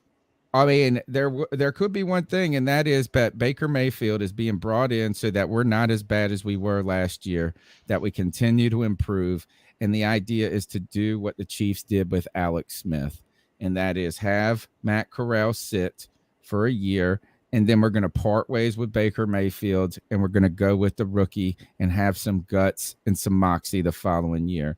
Now, that's going to be it's possible. I want to continue to thank a Hero's Path. He's been very generous with the super chats. $2. He says, I'd rather pay $18 million for 54 TDs or $9 million. You rather, he's asking a question, would you rather pay $18 million for 54 TDs or $9 million for 92 TDs? Well, the sad part is you got to pay for both. Yeah, but that just tells me that no one's listening, and they're just calling me a hater because it's easy to do. No, you're just being No, that's sensitive. 1000% what it is. I'm saying Baker Mayfield was on a superior offense. Yeah, if you put a good team around him, he can make it run.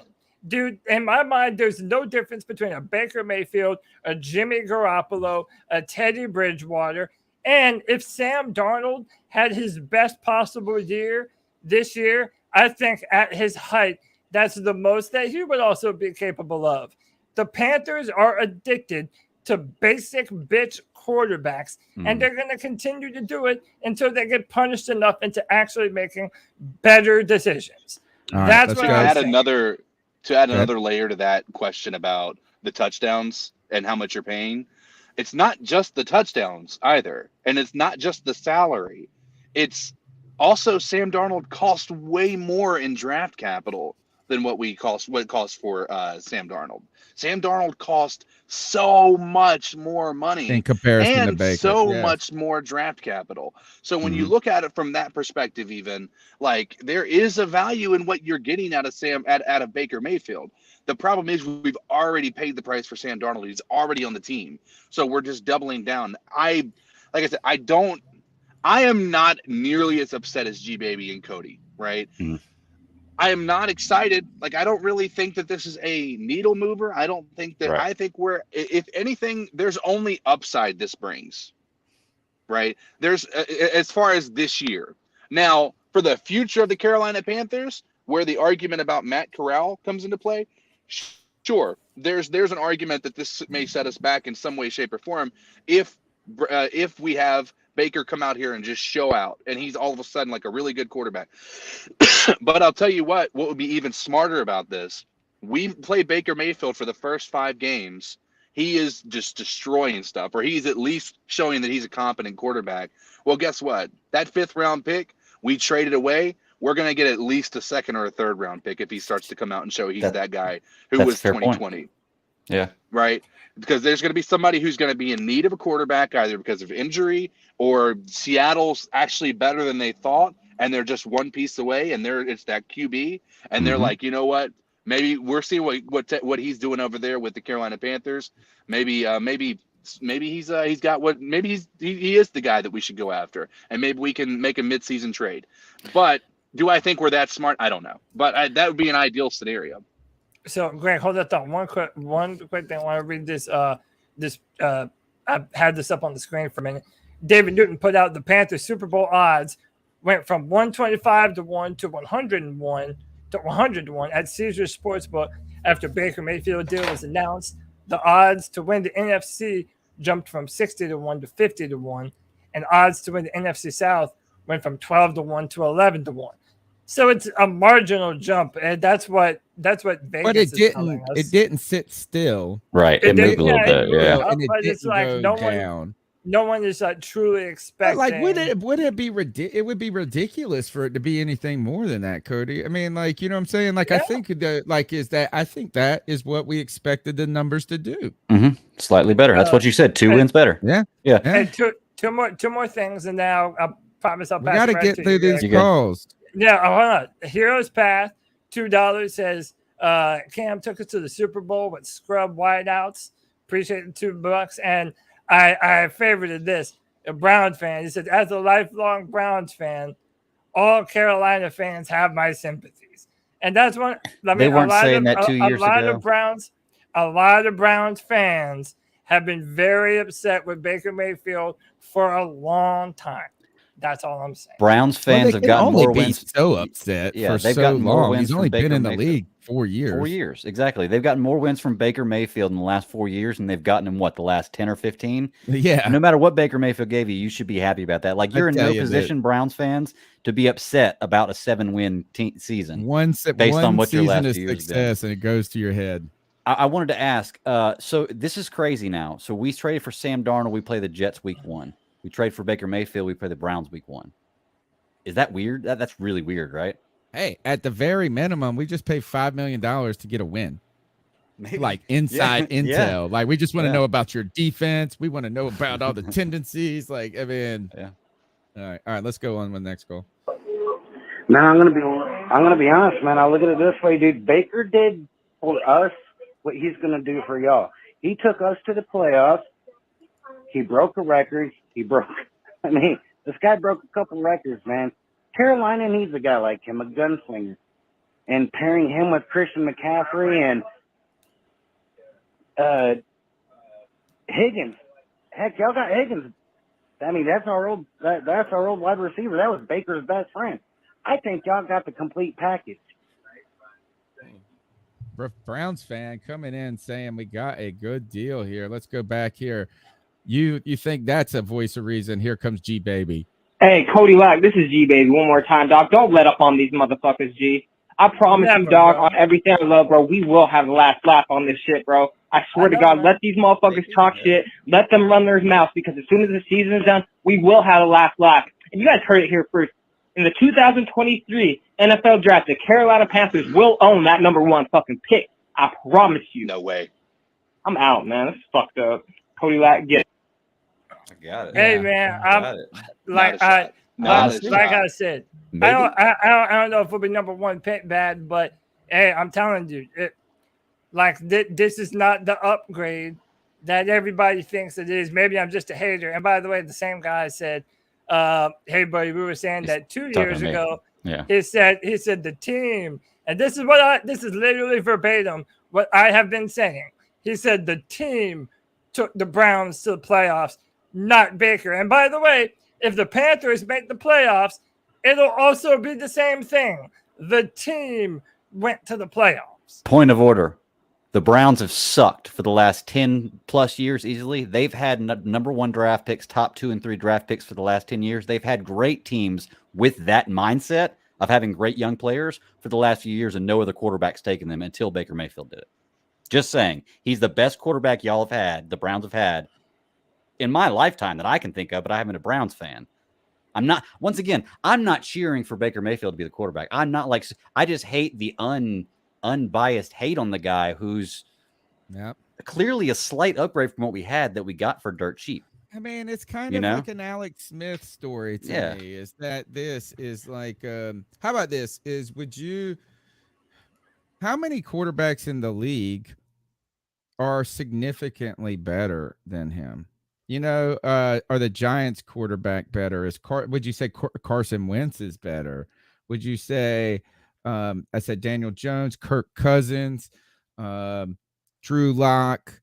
Go around the league. Like, you know what I'm saying is that he's not at the bottom. And guess who was at the bottom? Sam Darnold. And who's been at the bottom for the entire time. I just think is that he's not going to be great and he's not going to be awful. Right? Sam Darnold, Baker Mayfield, I think jumps back, is able to shrug off challenges a little bit better. That, I think, has been Sam Darnold's biggest weakness, is that once he starts to fall apart, it just spirals the toilet and spirals the toilet. And I would like to remind you guys how much y'all were sucking off Sam Darnold after that Houston Texans win last year, and how this team was going to be so good. And Tony came in here hammered. I remember it too. And people were like, "Oh, you're being such a negative Nancy." Boo, boo, boo. And I was like, "Man, I didn't see Jack. I didn't see Jack that made me feel good. Right? Nothing." Mm-hmm. So, like, here is like, it's not like I just was like, is that, hey, it can't be any worse. Can't be any worse. Let's keep going to the calls. What's up, guys? Just got wind that Baker coming to Carolina. I don't like the move. No fight against him, but, in Cleveland, that team was stacked from the offensive line. He had playmakers at the skill positions, backfield, full of studs at running back, and, the results just weren't good. And now he's going to come here with an offensive line that, we got a nice draft. We had a nice addition in free agency and had a nice draft pick, but we still, we don't have anything solidified here. So it's in motion, it's in process. Running back position, McCaffrey hasn't been healthy for the last 2 years. And, I just don't see it working out. If Corral would have played, at least we could have, it would have been a clean slate. We could have seen what he could have become, but we have already seen what Baker can do under pristine conditions. And now, the Corral project is going to be pushed to the back. Also, we'll just be mediocre at best, and we could possibly miss out on a high draft pick for the quarterback for the 2023. That's our draft MO. coming up. Maybe. So I That's just all we don't do. see a plan. I just don't see the Panther organization thinking things out. And it's amazing that Rule still has a job. And like the other caller said earlier, I don't see him being fired. I think he's going to be here for the next 7 years. So just not really happy about it. Thanks for listening. Appreciate it, man. Hey, I was watching Matt Corral highlights before we started. We might never see Matt Corral. Matt Corral might be another Jordan Love, just stuck somewhere where he's never going to see the field, man. Who's the guy we got from West Virginia a couple years ago? Who cares if he's Jordan? Man, I would love to have Aaron Rodgers. I You're thinking of the guy that Will Greer. Yeah. Let me put this out though about the Matt Corral. Is that there is a scenario this actually may help Matt Corral. And I know this sounds strange, but there was an opportunity. If you're saying this, that Baker Mayfield's success is entirely because of the team. First of all, every quarterback, the better team you're on, the more success you're going to have, right? There are rare instances in the NFL where great quarterbacks alone, and Cam Newton might have been one of those, except for he had a great defense on the other side of the ball, right? But what if Matt Corral goes out there this year and stinks? Just struggles as a rookie, like acceptably could, right? Again, you're not ready to say Trevor Lawrence is done because he had one difficult year. So there is a reasonable scenario that Matt Corral gets out there, Sam Darnold stinks, and it turns out the Carolina Panthers just aren't that good, and Matt Corral stinks. Well, you know what that does is that you could be finishing with a top draft pick.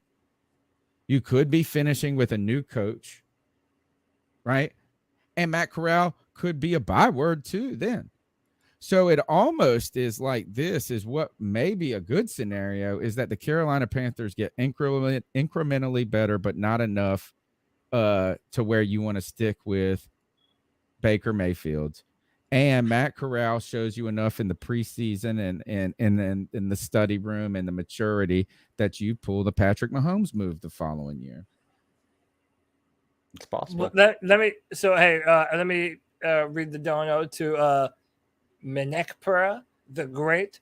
Baker played in a tough division and beat the Bengals. So, I appreciate the $2, man. Mm-hmm. I mean, listen, I was pumped for Matt Corral, but to what you were saying, Tony, at least if we saw him, we would be able to know the context. Mm-hmm. Was the play on him? Is he just terrible? Or is it the team around him? Like, say what you want about Trevor Lawrence.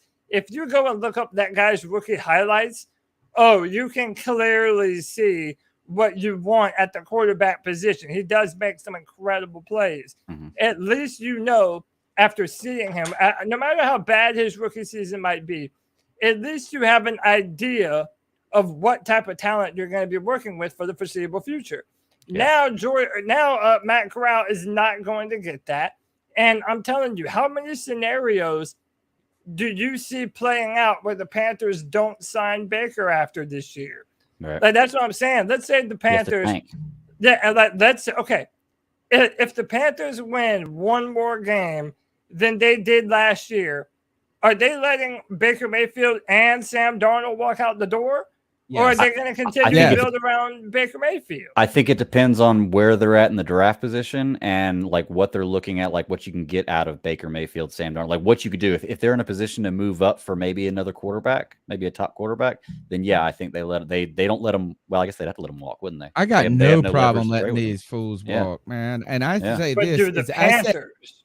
I think this is look, as I don't know, the Panthers haven't done what I wanted them to do in a lot of scenarios. Right. All right. So, but I will tell you this is that for me, what I would say is this is anything under 10 wins this year, I'm 100% comfortable with just saying, all right, well, that was a good season. Thank you, Baker, for your service. And let them walk. But that's all we needed. Yeah. That's all I think when you hit the 10 win marker, it becomes more complicated. You're a competitor then, I think. I think 10 wins is the mark of a competitive team. Double digit win. And I think 9 is like just backing in.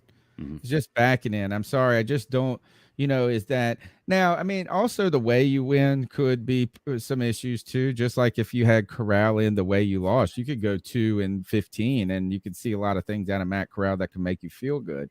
Right. But I mean, if the Carolina Panthers win 10 games and Baker Mayfield's a big part of that, then you're like, wait a second. Hey, maybe it would be premature to just move on. Mm-hmm. But if we win 9 wins and Baker Mayfield is just kind of ancillary to that, then I don't think it's a problem. Right. Like, I mean, and that's how I feel is I think this is finally, or I will say I'm happy this is we didn't overplay it this time. Mm-hmm. The real good thing about this, and that's the Sam Darnold thing was just so freaking bizarre. And Greg brought up a great position is not only did you put up this draft capital, but then you committed to another year. And I'm tired of this. I'm tired. What I'm tired of is committing to people longer than they deserve. That's why I don't like about what the Browns did with Deshaun Watson is screw that jerk. Don't give him a pay. Like you already had to trade the dang farm for him.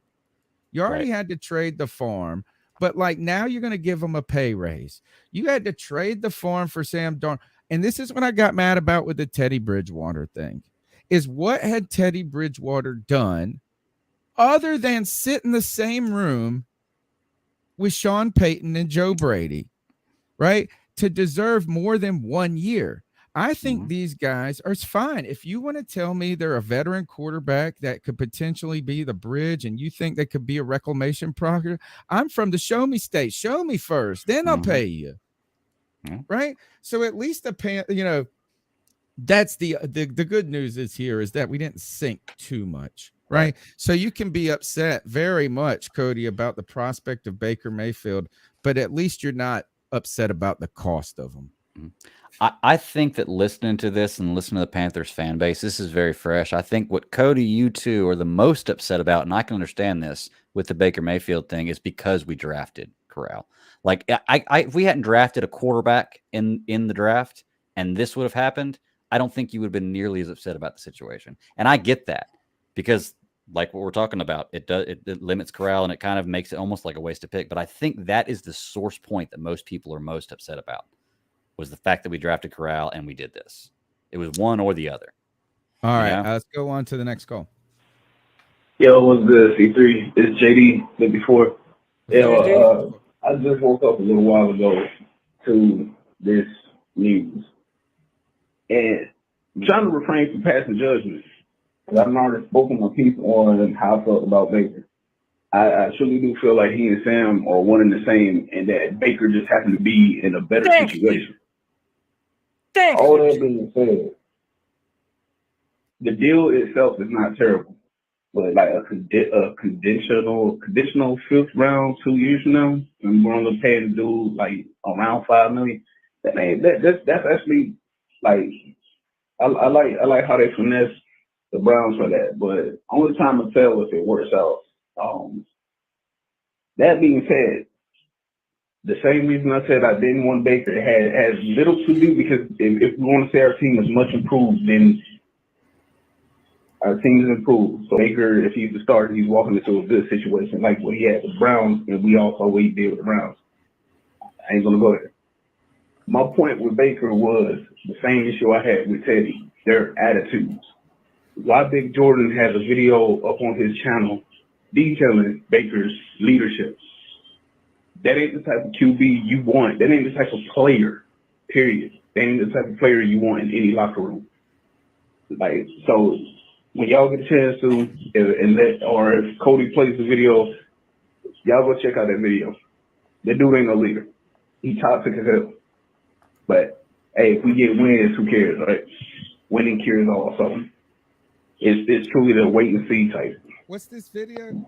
Let's see. Why Big Jordan has a video up on his channel detailing. I don't know who this Why Big. Hey, why big? Put the name of the. I was looking for it earlier. Put the name of the exact video in the comments, and I'll go pull it up to play. If it doesn't have a bunch of copywritten shit in it. But dude, JD, JD is one of my disciples, bro. He's on my team. I'm telling you, like the difference between Sam and Baker is marginal.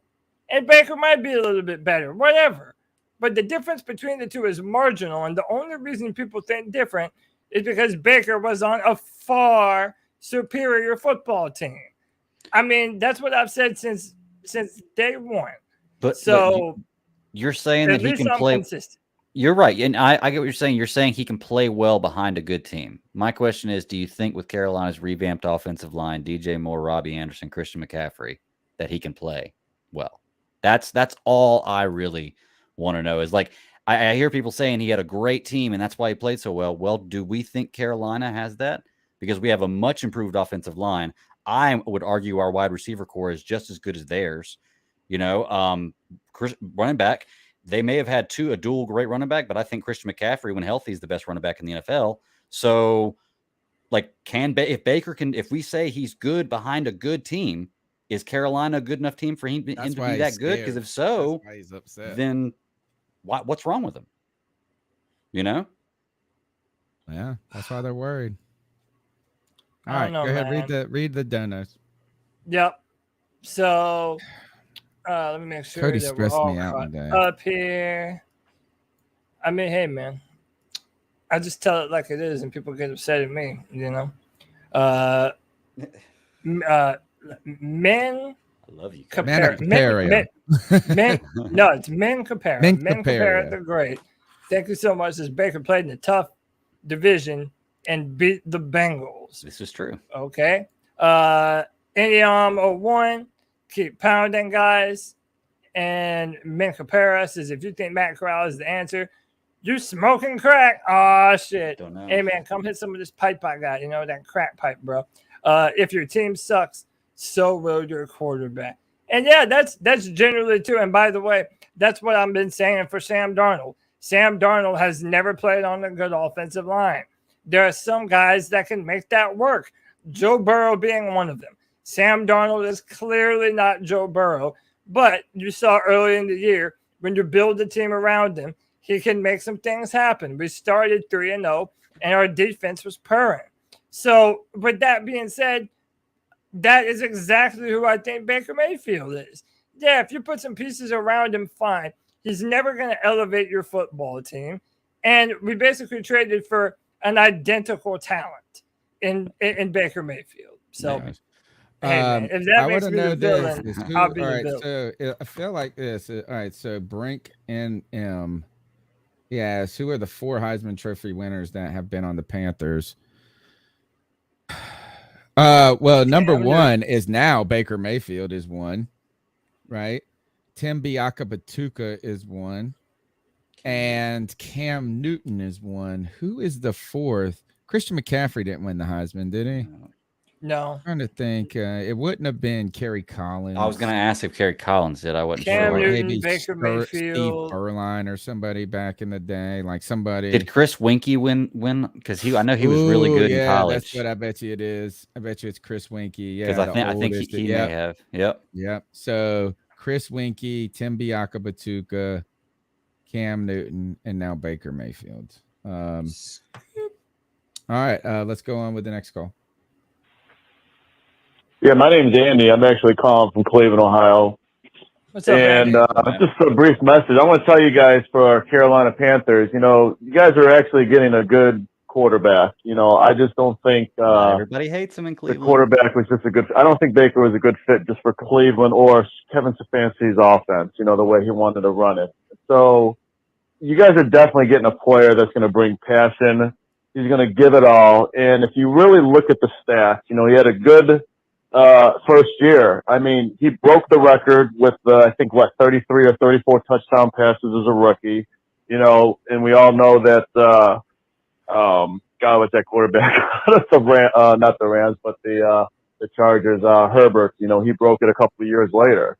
You know, and then we all know what he did with the Browns a couple of years ago. Won our first playoff game. You know, in Pittsburgh.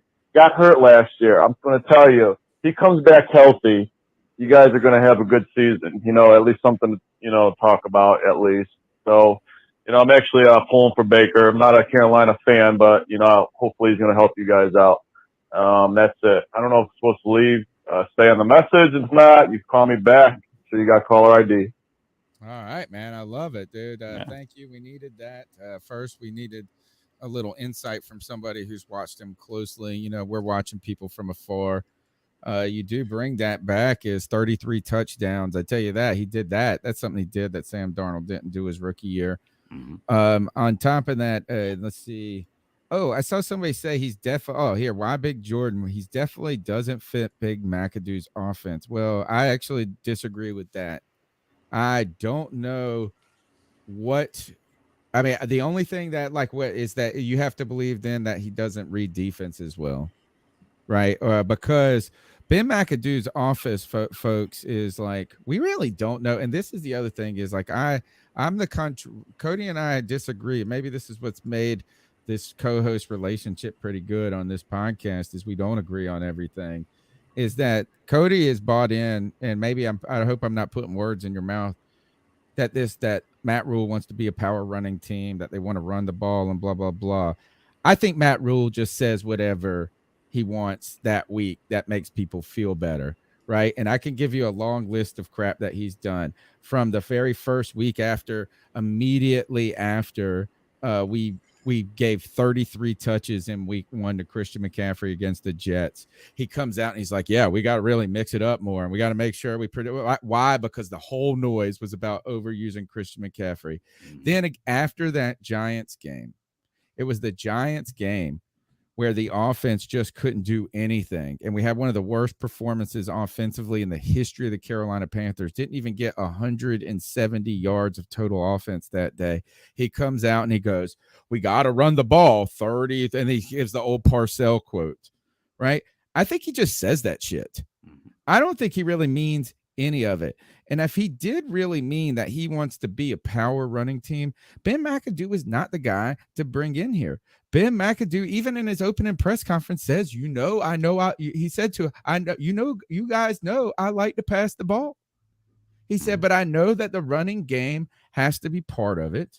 And he also says that you can use the passing game like the running game, screen passes. That's what Ben McAdoo likes to do. He actually has a very kind of like bring it in higher percentage passes. It was, and that's actually what helped Eli Manning come back, is Eli Manning was in an offense that was a little bit more reminiscent of the Mike Shula offense, which is run, take deep shot, run, take deep shot. And the problem with the Mike Shula offense in Carolina is that there were just low percentage throws at times, right? So that's actually how we defended Cam Newton's kind of less than stellar accuracy, is like, you're like, well, you know what? You're taking these shots that actually are very hard passes to make at the time. And so you can compare him to another quarterback that has 70% per completion rate, like a Teddy Bridgewater, but they just dump, right? It's not the same. Not every throw. You could throw 20 throws and they're not all the same throw. So I don't think that Ben McAdoo's offense is necessarily predicated on some deep shot game. It seems to be get the ball out quick. All right. And I think that I really see Christian McCaffrey continuing to get 100 catches in that offense. I just want to know, why does Baker Mayfield not fit that offense? Now, I can understand if this was a game that was predicated on the deep ball, you saying Baker Mayfield, because Baker Mayfield doesn't have a cannon. He just simply doesn't have a cannon. He can get the ball downfield. He's got an arm that isn't like as a missile bazooka as Sam Darnold, but isn't as noodle as Teddy Bridgewater. It's kind of somewhere in between. He's an Alex Smith arm to me. It's not great, but it's not awful. So I just want to know, why does he not fit the Ben McAdoo offense? Yeah. I mean, I think he does. And that's part of the reason why I didn't want to trade, because for all that we're going to ask him to do, it's not very involved. So again, I'm not saying that that the Panthers are worse because of this trade. Hey, maybe he can run the offense just fine, just spotless. But things are going to go wrong. You're playing football. Things are going to go wrong. And a lot of people are saying, no, well, they want to throw the ball more because of Ben McAdoo's offense. Listen, you better hope that the Panthers are a run-first offense. Because if we're going to ask Baker Mayfield to air it out, I guarantee you he's going to be an interception machine.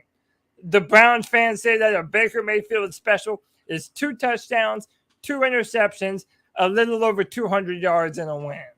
He's an average quarterback. He does not put us over the edge. I hope I'm wrong. Don't think I am. Okay. All right, let's keep going. Tell me if this is the same coffee. Hey, what's up, y'all? Part 2 of Corey's call. Nope. I usually don't get cut off like that, but I just got to get my shit off, man. I was really wrapping up, just wanted to say, I say all this to say, of course, I'm going to root for the team. I'm not rooting for Baker to shit the bed or for us to be a top 5 pick next year or anything like that, man. You have to give us something to be excited about, man. And Baker Mayfield with a bum-ass shoulder on a 1-year deal after his team literally ran him out of town in favor for a rapist, that's not – we're not getting excited about that, man. There's nothing really to look forward to for the future, because now it's just all right, cool. Let's see what next year goes. And we're hoping against hope that we can be better than expected, because what are our realistic expectations now with Baker Mayfield at quarterback? Can we be honest? What are our realistic expectations? Are we going to be better than anything that he did in Cleveland? Because I'm going to go ahead and tell you right now, we have good players, we have good weapons, but he was with a team that should be able strengths of a quarterback. He wasn't able to take advantage of, like a great running game, great defense, great offensive line. Defense was great. It was good. But like, we just thought he wasn't able to take advantage of the things that typically a quarterback can take advantage of, especially when you're coming in the league and you're really trying to learn the ropes and have the game slow down for you. He's in year 4, coming off maybe one of his worst years. You could say, yeah, he was injured, but guess what, y'all? He's a Carolina Panther now, and if he gets injured, he's going to be injured for our fucking team. So like, it just doesn't make sense to me, man. Like I don't want to sound like I'm being so fucking negative. I tell you where it does make sense is David Tepper is tired of having a losing. Like he just, you know what? I think a win for him is just not having a losing season at this point. And you can't have a 500 season anymore. Right. 17 games. Right. It's either a winning season or a losing season. It's kind of like they're begging and pleading to get to 9 wins. No matter, that's like the Super Bowl. Like if your idea is playoffs and Super Bowl is like in your mind and your heart, then you're going to be disappointed all day, every day. Now, I would tell you this is, you know what? Nobody saw us go into the Super Bowl in 2015. Right. We were 7-8-1 the year before. Right. So I guess maybe you should always hope that it's your year to go to the Super Bowl. Mm-hmm. But I haven't in the last year, if any years, set my heart on, like, I don't know. It's like I don't remember what a winning season feels like at this point. It's been since 2017. Mm-hmm. So is that it would be a fresh of breath air for us to just get some wins. And I don't care. You know what I'm saying? Like it's going to make us a little bit easier to talk about. Look here, Teddy Bridgewater. Think about this. All the shit we did with Teddy Bridgewater, all the shit and this and that. We just didn't get any wins either. Right. Right. So it was like, that's part of the fuel and the catalyst for us dumping on Teddy Bridgewater. But if the Panthers would have gone 11 and 5 that year with Teddy Bridgewater, sure, we probably would have said, oh, it was in spite of Teddy, not because of him, but hey, this and that. But we would have been happy we got 11 wins. Mm-hmm. Like, I mean, right now, I just want to get more than 5 wins. Please, just please. Let's go to the next one. Hey, real quick, the Heroes Pass says, why are we mad at paying peanuts for a winner? Not mad at paying peanuts. Yeah, that's fine. But he's not a winner. And shout out to 19 EHF. If Baker couldn't cut it with the best O-line and running game and OBJ, what makes y'all think he could cut it with our bottom 10 roster? He's Kirk Cousins light and too inconsistent. Thank you, 19 EHF. Dude, I consider Kirk Cousins, Jimmy Garoppolo, Teddy Bridgewater, Alex Smith type. They're all the same player to me. They're Cousins can air it out, though. I wouldn't say they're the same player. It's like Jimmy Garoppolo and Teddy Bridgewater literally can't throw the ball deep. Yeah. Cousins can, right? And he smoked us in that 2-minute drill. Everybody's like, there's a veteran. Remember when he smoked us in that? And they were like, look at that veteran. Here's the thing, though, is Kirk Cousins costs $45 million a year. Right. Look, all I'm saying is I'm not saying it's wrong because I haven't looked it up, but show me the stats where he had the best offensive line and the best running game, and then don't say OBJ because it was an injured OBJ after an injury, and he got injured that year. And let's not forget, even if he had all that, he smoked us last time he played us.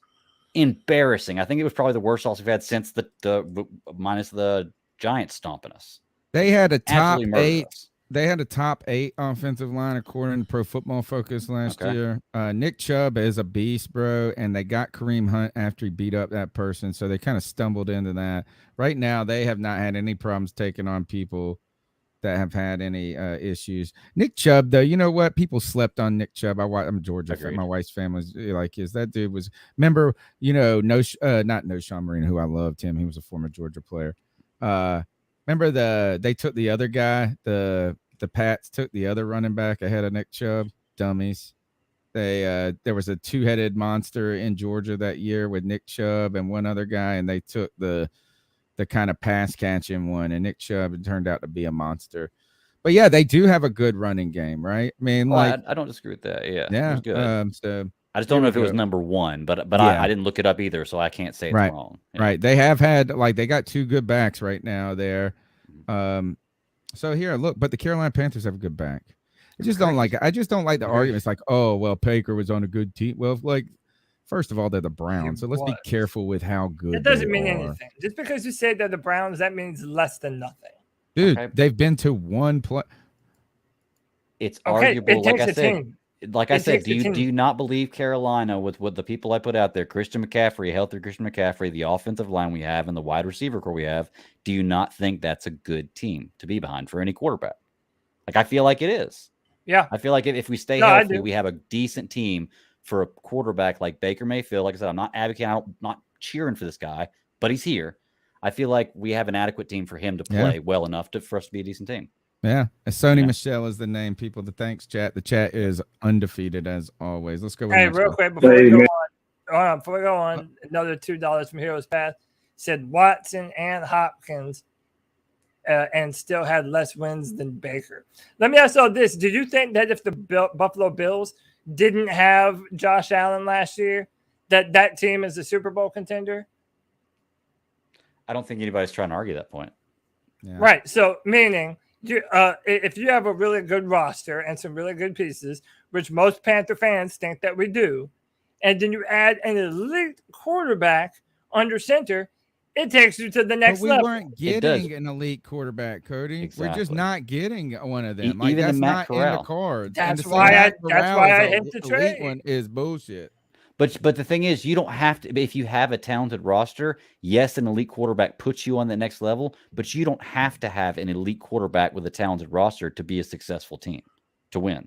I've seen crap quarterbacks. I don't want to say crap quarterbacks that are less than others win Super Bowls, and I've seen average quarterbacks win Super Bowls. Yes, you tend to win more with a franchise superstar quarterback, but there's only a few of those in a decade. You actually, I don't even know if you tend to win more. Is just like you tend to be in the running to get there more. Exactly. You know what I'm saying? It's like at the end of the day, it's like, look, the Eagles won. I mean, we can, and I hate those things. It's like, look, there's a value to having Aaron Rodgers. There's a value to having these transcendent quarterbacks, but sadly, they just don't grow on trees.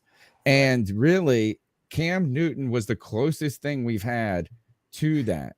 He was that. He was a transcendent, and we still got to the dance one time. It felt like this. It felt like we were going to be there year in and year out. And even with that top elite talent, it didn't. It's not reality. Andrew Luck, another one. You think it's going, man, you're going to be, it's just going to be like the Colts thought they were going to be what the Packers have been. And that is, we go from Peyton Manning to Andrew Luck. We're not going to miss a beat. We're going to be in it every year. Every year we'll be there. And you might not be in the Super Bowl, but you're making the playoffs. That's where Tom Brady has been so great. It's just like, man, well, first they play in a shitty division where he was like able to dominate for the whole time and make it to the playoffs every year. But there's always a chance. Like you got to get in the dance to get there. And you got the more times you're there, the more opportunities you have to win it. And so, odds are longer to get there and do that with a mediocre quarterback than a great quarterback. But those guys you're not going to be able to win the Super Bowl with a bad team. Hey, I hear you. One last thing, Promise Panda. He's telling me that I'm wrong for comparing Jimmy G to Baker Mayfield. He says, bro, Jimmy G had a top defense all the time. Also, Jimmy G's injury prone. Nothing to do with Baker. He's literally healing right now. Stop the comparisons. Except for both of them are literally healing right now from shoulder injuries. Well, one's non-throwing, one's comparison? throwing. Baker's doesn't matter. That makes a huge difference. They're both hurt all the time. They're Right. both hurt all the time. So it's like, okay, either I'm being pessimistic or everybody is so jaded by being so disappointed by the Panthers year in and year out that you're trying to force yourself to believe that, oh, hey, we got our guy for the future. Okay, if you want to do Baker that, Mayfield's played don't let me piss in 60 your games. cornflakes, bro. Baker Mayfield has played in 60 games in 4 years. Sam Darnold has played in 50. So I don't know. Is Baker Mayfield really hurt all the time? That's my question. Is he really hurt all the time? I don't know. But, I mean, 60 games in 4 years, I mean, that sounds like 15 games a year. Yeah. All right. So let's go to the next call. I mean, and now he did make the playoffs 1 year. Hey, man, it's me, C-Dogs. Right now, I'm listening to the goddamn show, man. I don't know what the fuck goddamn Tony talking about goddamn Baker Mayfield got that better than motherfucker Sam Darnold. Get the fuck out of here with that silly ass shit, man. You stuck with these two fucking bums, this bum ass fucking coach for the last goddamn year. Temper's a fucking joke, man. All this bullshit going on, man. But I ain't about to sit here and rant a long time, but there's nothing to be excited about. I don't know. It's hard being a goddamn color country fan, man. That's all I can say about that, man. Oh, everybody have a great day. Smoke a blunt. Get a shot of liquor or something, man. Oh, I'm about Football to. is going to be fucking trash again this year. Jackson the goddamn rookie quarterback. And this for what? Oh, my God. Dude, from the ball. Telling you, man. Anyways, man. Nothing to be excited about. We stuck. That's it. That's it, guys. JD 54. This is not the place if you want to get along right now. And the great news is finally Cody's taking the ribbing. It's usually Papa Tony over here, the professor that's getting all the angst from the chat room and the calls. Finally, the young buck has had to answer the call. Dude, Let's I'm go to the next. undefeated. Listen, everybody can be up against me, and everybody's gonna fucking lose, dude. I'm undefeated. I'm gonna die on this hill. It's not the first time. I've been right before when everybody was moaning and fucking crying at me. Whatever. And by the way, if I'm wrong, make sure you bring your ass back and talk shit to me later when I'm wrong. But you damn sure better make sure that you're back here when I'm looking like Nostradamus predicting the future, telling y'all all actually how the fuck it is. This is no upgrade. I want to, and you're not doing this, but I have a big problem with, and I think that a lot of Panther creators do this, and I'm sure that other creators for other teams do this. And I don't like like when we're calling fans dumbasses. There's one group of creators on the Panthers, and I'm not going to name them, but are constantly railing about the Panthers fans being idiots. And I just always find that odd. It's like, wait a second, why are you so critical of the people that you're trying to get to listen to you? Right. I don't know. I'm not going to bite the hand that feeds us. All I know is this. I ain't nothing but a fan. That's all I am. I ain't nothing but a fan. Let's go to the next call. Yo, seriously, there's no comparison right now. If you look at the stats on Baker Mayfield, we're talking about every single fucking year, like 3,000 yards passing, 3,500 yards passing, 3,800 yards passing, 37. Talking about 27 touchdowns, 22, 26, 17. Oh, and let's go to Sam. I see Ghost Darnold. Barely throwing for 3,000. 28, 22, 25, 9 touchdowns. 19, 7. It's a joke. The dude's best year, he threw for 3 touchdowns. 19 touchdowns, 13 interceptions, a rating of 84, dude.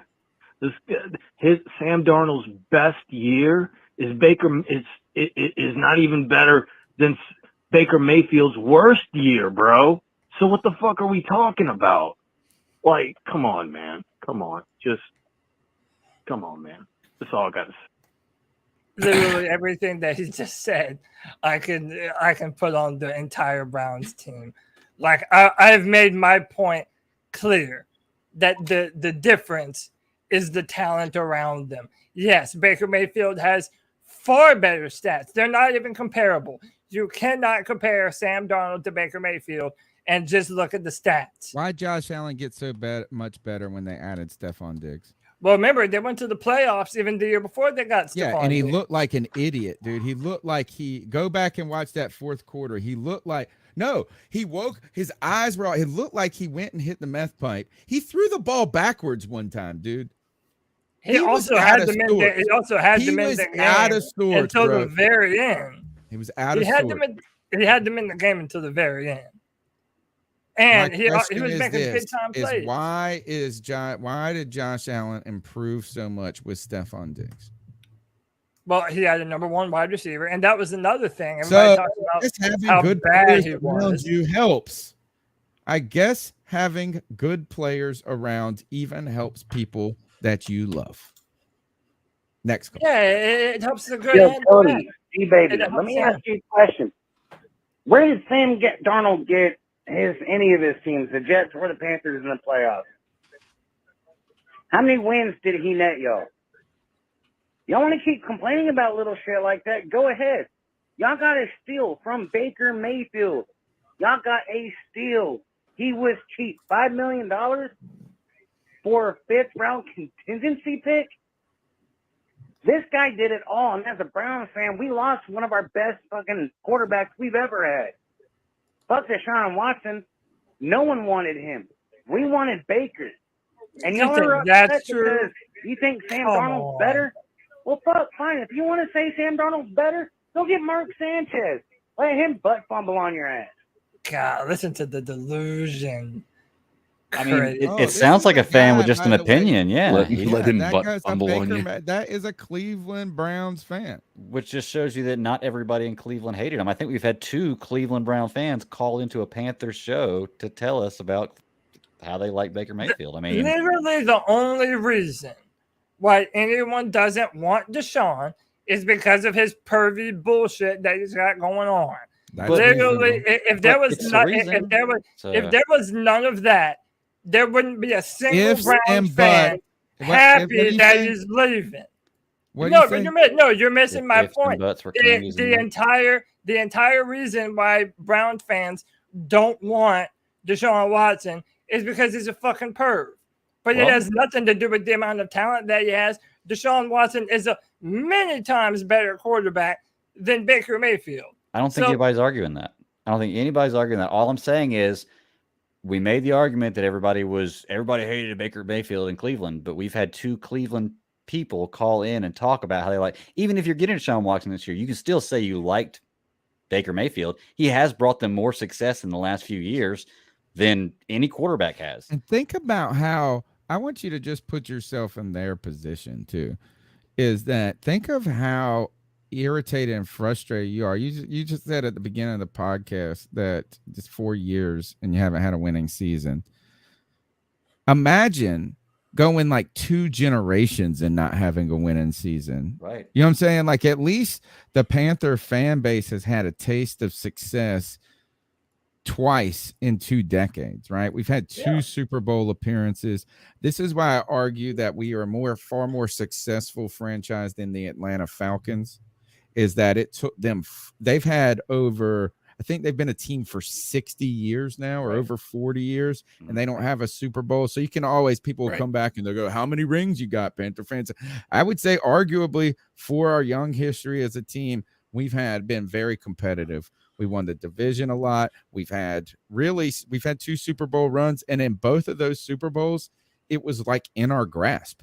Yeah. It was in our grasp. Yeah. So I'm just saying think about imagine how frustrated. In fact, I give so much. I've always been so complimentary of Cleveland Brown fans, is that there's this group at this bar that we like, this bar, this watering hole right down the street from me. And that's their home during the season.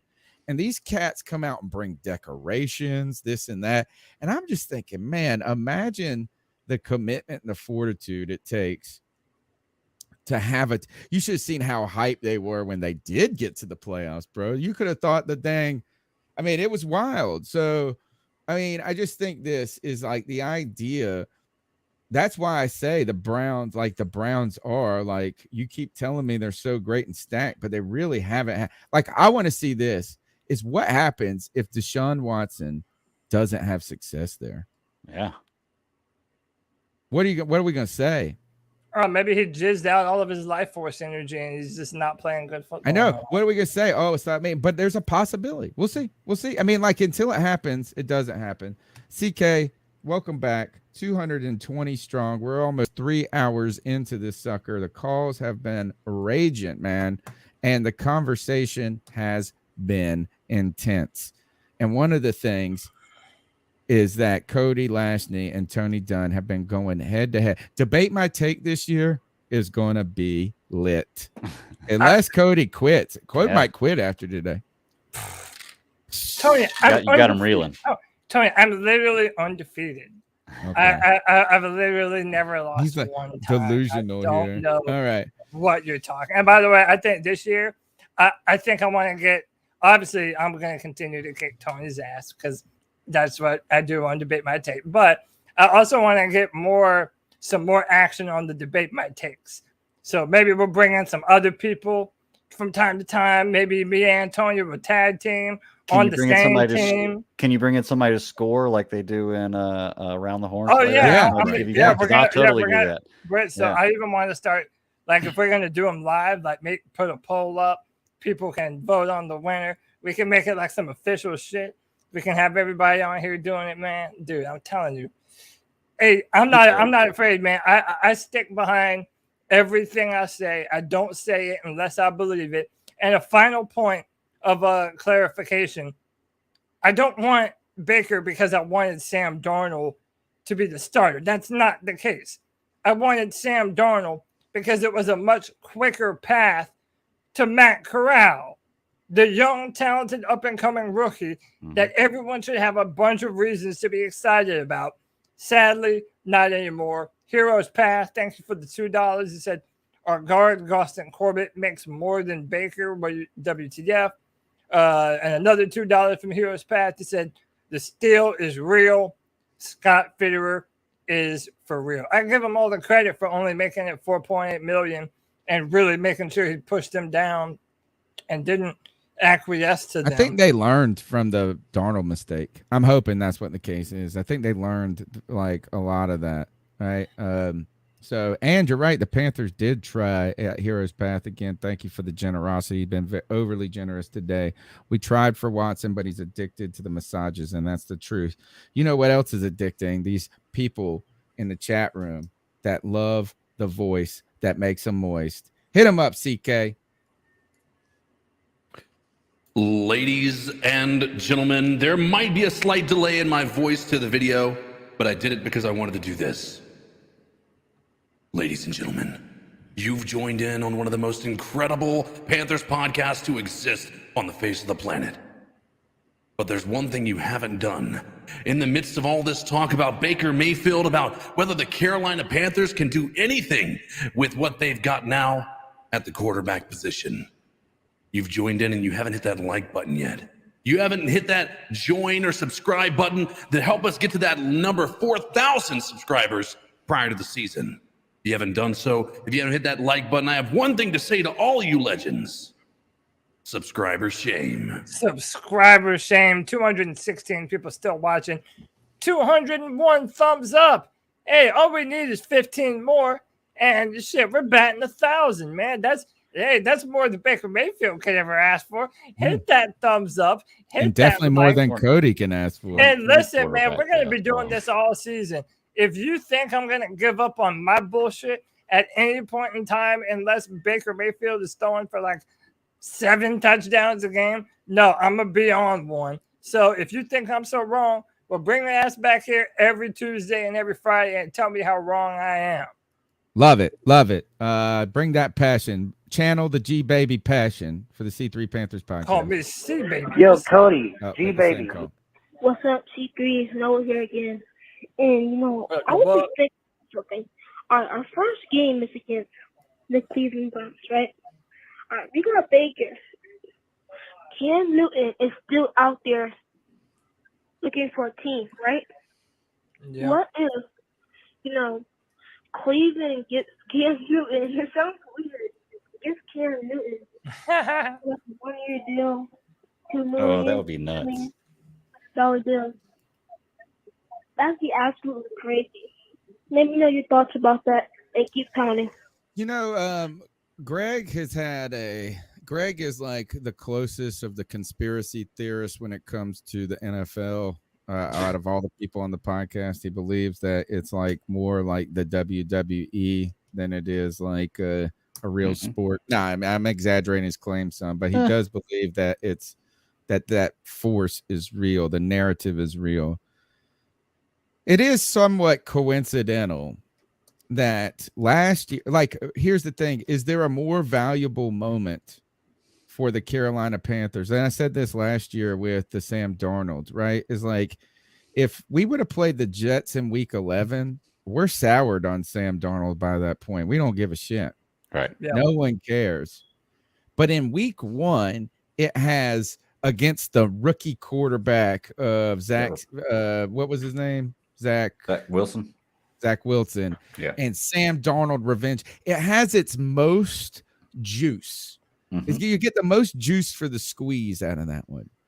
And this is Baker Mayfield in week 1 against Cleveland is the most juice for the squeeze. There's no Deshaun Watson. You got to deal with the sting of a suspension likely. You get a Baker Mayfield on a new team revenge. And if it like in week 10, it doesn't have the same story because we know more about what happens. You know, we form more ideas about Baker Mayfield. But imagine even on the opposite side, what the Cleveland fans, how they react when they see Baker Mayfield and we smoke him in week 1. And they're like, oh, we shouldn't have moved on. We overpaid. We got to, you're getting a lot of juice for the squeeze. Right. And it is really coincidental. I can almost guarantee you that situation that he just proposed, which I didn't even think about, but it actually is, now the more I think about it, very, very possible. Because, I mean, they have Deshaun Watson. Why not have a quarterback that has similar traits to him to come in and be the guy carrying the torch until he gets there? But if that happens, then that is just more proof, because I guarantee you that game will be flexed to primetime or flexed to a nationally broadcast game. If that happens. I don't know if you can flex that early. I think they can't flex before like I week guarantee you 7, they'd figure something out. They would figure something out. Opening day, Baker Mayfield versus Cleveland and Cam Newton versus Carolina, they would figure something out, and that would be a nationally broadcast game. You know what? It might be nationally broadcast, but yeah, this could be. Hey, if anything, week 1 alone will be entertaining for us, right? Let's go to the next call. Okay, all right, let's get this over with. All right, G-Baby's been down on the Panthers since the draft when we didn't draft who he wanted. So let's slow the roll on G-Baby hating on Panthers. That's kind of normal for him right now, okay? I still don't really like the Baker Mayfield trade, but I don't like it because I don't want to see Matt Corral inactive all year, and I feel he will be. But like Steve Smith said, go Baker. Damn, that's nasty. All right, bye. He's not wrong. Yeah. Thank He's you. right where I'm Thank at. you. Great Panther pickle, great Panther fan, great part of the C3 family. Let's keep going. Hey, this is White Chocolate Espresso again. Listen, calm down. I took a shit and I took a shower. Feeling really good. Mind's cleared. You can hide your wives. You can hide your kids. I'm not going out there punching babies. It's all good. I'm with that daddy. I'm fine. It's all right. I'm still a little ticked off that Matt Corral's not going to get a fair shot, because, roll Matt Corral out there. If he sucks, guess what? First overall pick, our way. If he's good, puts up the Texans quarterback or Mac Jones type numbers. Cool. We got something to build on. But it's fine. The money is cheap. The pick, but I've calmed down. Don't punch babies, people.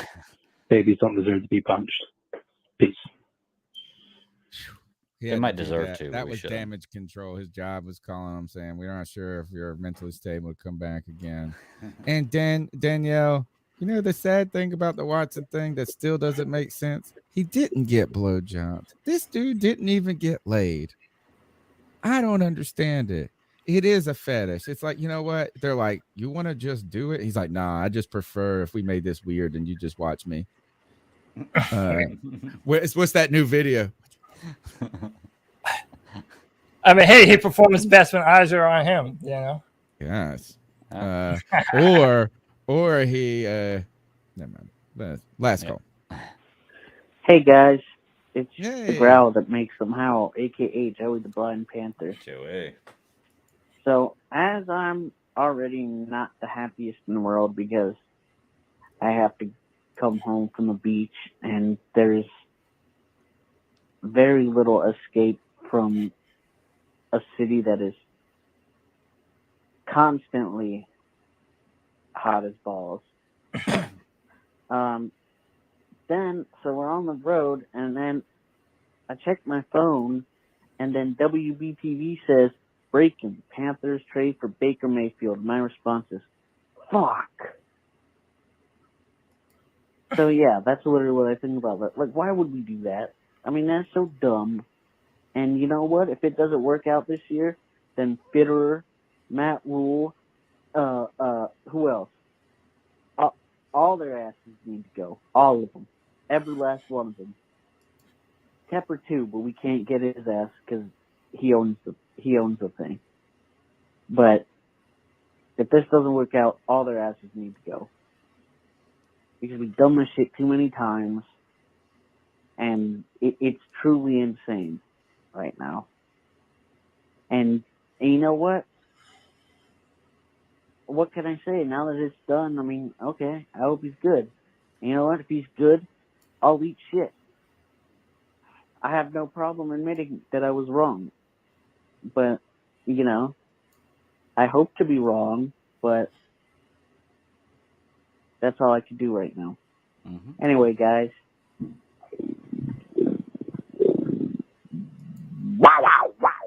Why did they keep saying that Baker has terrible character?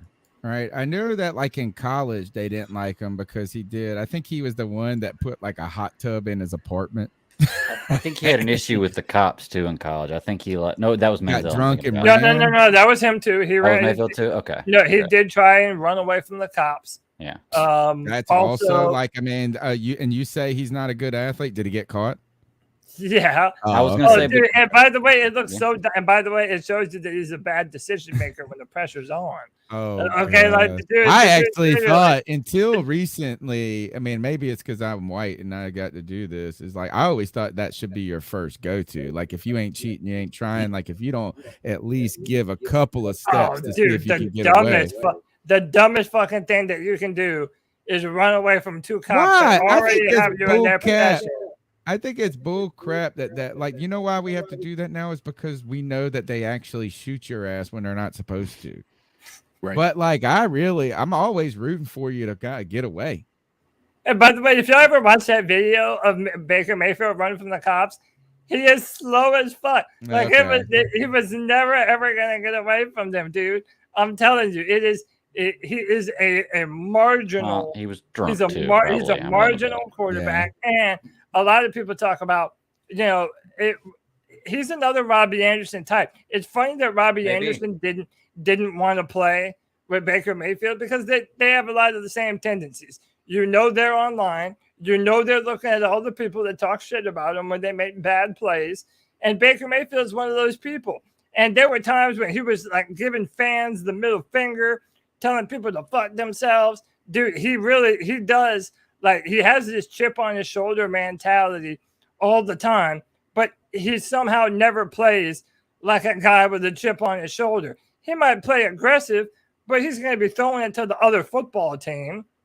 Dude, it's embarrassing, man. The Panthers are embarrassing. I just didn't know. I thought that a lot of people had questions about his maturity coming into the league, and I thought that he ended up kind of being you know what I'm saying? Like, I mean, I hadn't heard these things other than I know there's a couple of times where he comes back at the media and like jabs back. Like, so he's not just like, you know, he's got some emotion to him and some things like that. I just hadn't heard of him ending up being like a Johnny Manziel. And that's what they were trying to paint him coming into the league is like, oh, this guy likes to party and have the girls and get the hot tub. I remember the story, the hot tub. It was either him or Josh Rosen that had the hot tub in the apartment, which is kind of like ridiculous. That'd be like, hey, I'm like putting a hot tub in my living room and be like on the third floor. I mean, it's ridiculous, but hey, I did a lot of stupid, dumb stuff when I was in college. But wasn't that Sam Darnold that put a hot tub? Was it? I don't think Sam Darnold got the. He Come doesn't seem on, like Sam a trouble. Like Sam the guy who's Darnold in looks like trouble. he'd be the boringest dude to hang out with. Like I would rather. I think Johnny Manziel would be too much. Like it's like God, I don't need to be doing this. This is too much. There's too many drugs. There's too like this is a little nerve. I think Baker would be fun to hang out with. Like go party with. Like I mean, I tell you this is that Sam Darnold doesn't look like he'd be fun. It just looks like a bore. I would love to party with him. I just do not like him as my. Well, we're gonna party with him this year. We're gonna party with him this now. Watch me now. All right. I think that's You all the feel calls, dude. We did it. We did it. All right, Oh, let's snap. final around the horn. Any last thoughts? For the record. No. I think it's beating a dead horse if we talk about the feelings of it anymore. I think the bottom line, what everybody's got to remember is no matter what our feelings are about Baker Mayfield, this is what we got. And I think Tony, me and you, I think at the beginning of the season, our biggest thing was, I know you specifically, I'm not sure about Cody and CK, but I know you felt this way, is I just want to pick a guy and pull for him is where I'm at. And if it's Baker Mayfield, then I feel better about pulling for Baker Mayfield than I do what's his name? Darnold. Sam Darnold. I did want Corral, but we have Mayfield now. So because he's here, I'm going to pull for him. That's right. My final thought is this: I'm happy that the Carolina Panthers didn't sink too much into this. Right? Is like whether or not we wanted this to happen, the Carolina Panthers have been interested in making this happen for quite some time. Right? They have and again, is that like if you're mad about the trade, be less mad about me or what Cody's reaction with everybody is, and be more upset about the decision making in the front office of the Carolina Panthers. But at the same time, and here is the thing, is that this just does not come with the serious financial implications that even Jake, you're right. We all man tell you it's right. This doesn't come with the financial implications, the long-term draft ramifications that maybe even came with Sam Darnold. It does bring up some questions about the trading for Matt Corral if you're not really going to think that he's going to be the answer. But it doesn't come either with the risk of, sinking your whole future to trade for Deshaun Watson and stuff. Is like, if anything, this move is just a fairway shot down the middle. Mm-hmm. And that's the best it's going to be and the worst it's going to be. So, look, we're going to have plenty of time to talk about in the future. I mean, look, I'm sure that there's going to be a lot to be said on the Friday free-for-all this week and fans calling in. I want to thank everybody for their contributions today, both monetary as well as just in the chat room, the passion that G-Baby brought to the reason and rationale that young Noah brought and all the other fans. Thank you to the Cleveland fans that called in. Just thanks for everybody, even did the people on this panel. Thanks for your time and your energy and your input. Final word, Cody? When you look in the Webster's dictionary under insanity, you will find a picture of the Carolina Panthers logo. And not just the normal Panthers logo, the sad, crying Panthers logo. Because when the Carolina Panthers have an elite quarterback talent like Cam Newton, they failed in every way to continuously build a contending offense around him. Now, the Panthers are building a really damn good football team on offense and defense, yet now they're addicted to some basic ass, middle of the road, ain't shit quarterback prospects. Look, I'm going to pull for my Carolina Panthers like I always do, like I always will.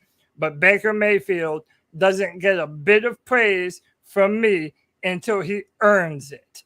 Okay. Because I have no connection to this man, just like I had no connection to Sam Darnold. We didn't draft either of them. But you are willing to be open-minded. If he comes in here and really tears it up, you're willing to just if the Panthers are winning, I'm not going to come in here and be like, nah, he fucking sucks. Everything sucks. This is terrible. Like, I'll give credit where credit is due. I always will. But I need to see something. I need to see this man prove that he's more than a 5'11", 210-pound quarterback with a mediocre arm that can't run really well, and he folds under pressure like a cheap wallet. That's so a fair until I see him not be that guy, I have no reason to believe that he isn't. So stick around, man. It ought to be a fun ride like it always is. The last word, CK. I mean, we have 2 first-round quarterbacks on our roster and a guy who could have possibly been a second round had we had an opportunity to draft in the second round. We're pretty deep at the quarterback position, just not at an elite level, right? Right. There's a lot of people in the room. Exactly. But it's listen, at this point in time, I just not to ride the fence, but I mean I think I've got to. It's so hard for me to be upset by what we gave up to get Baker Mayfield. We gave up peanuts, right? And so anybody who is just legitimately upset, as Cody, for instance, it's just it's anger that's meant, it does not, it's literally no anger for anything. Like there's no reason to be upset outside of the fact that maybe Matt Corral has a setback, right?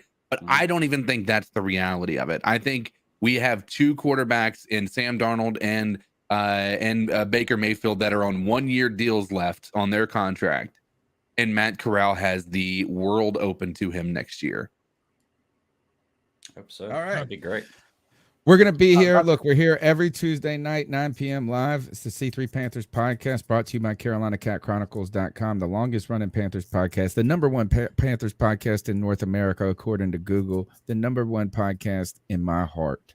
I promise you that. We thank you for your time, your support. Smash the thumbs up and subscribe. Tell a friend, right? That's how we really want to grow. We want to grow. We got a great post-game show after the game each and every week this year, or we've been doing. That's been a great success. And the Friday free-for-all, Cody is like, this is the thing. Cody was smart. He's like, I got to get my own little cult of followers over here. And so he's been working on this. So then we got to come and, yeah, I know. Join the cult of Friday free-for-all. It should be popping this week, Cody.